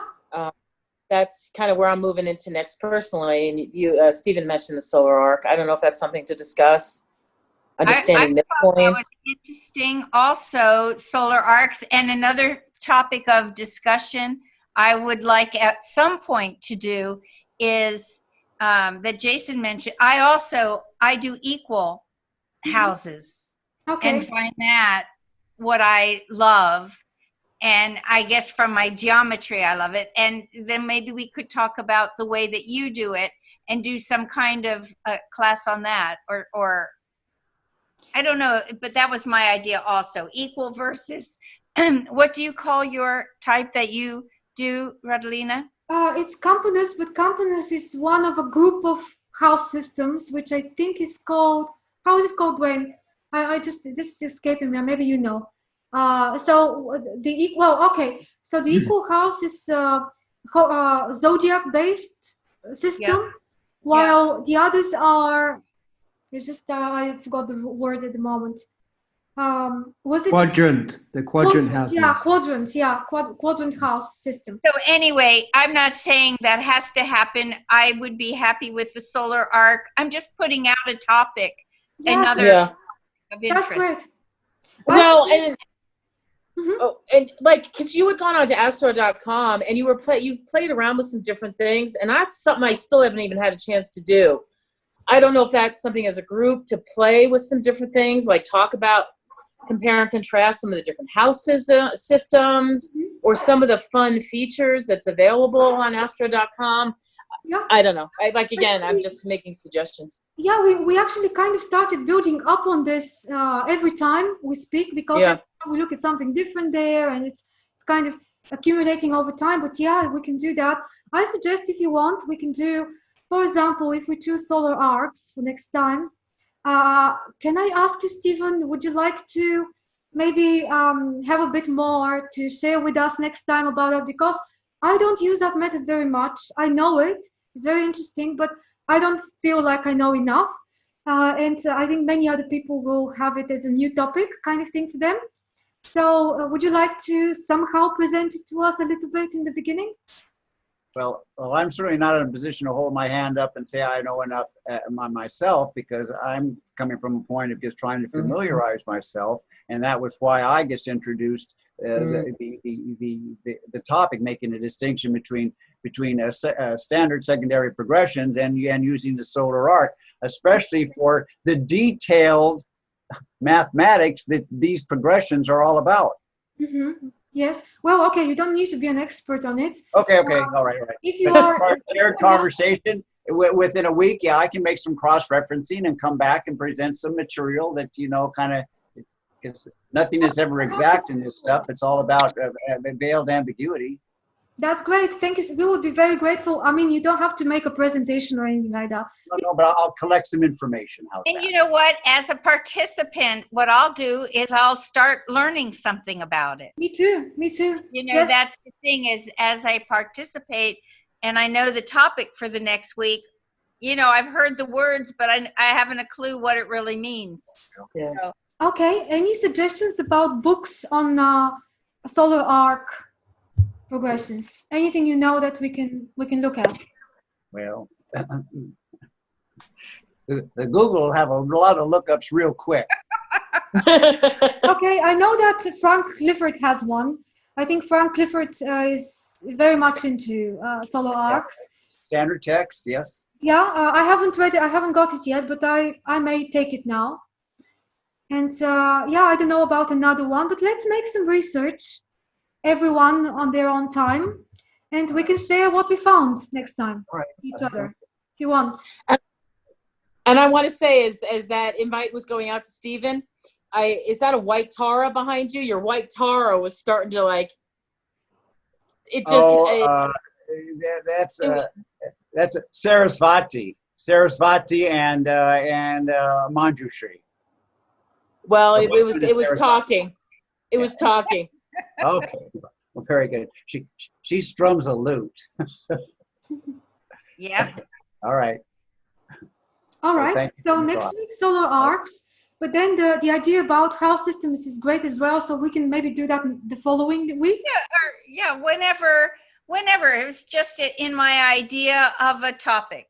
Yeah, I think this is a great topic because people, I see also in the groups on Facebook, all sorts of astrology groups, people are always asking that question: what house system you're using, how you're using it, how did you choose it?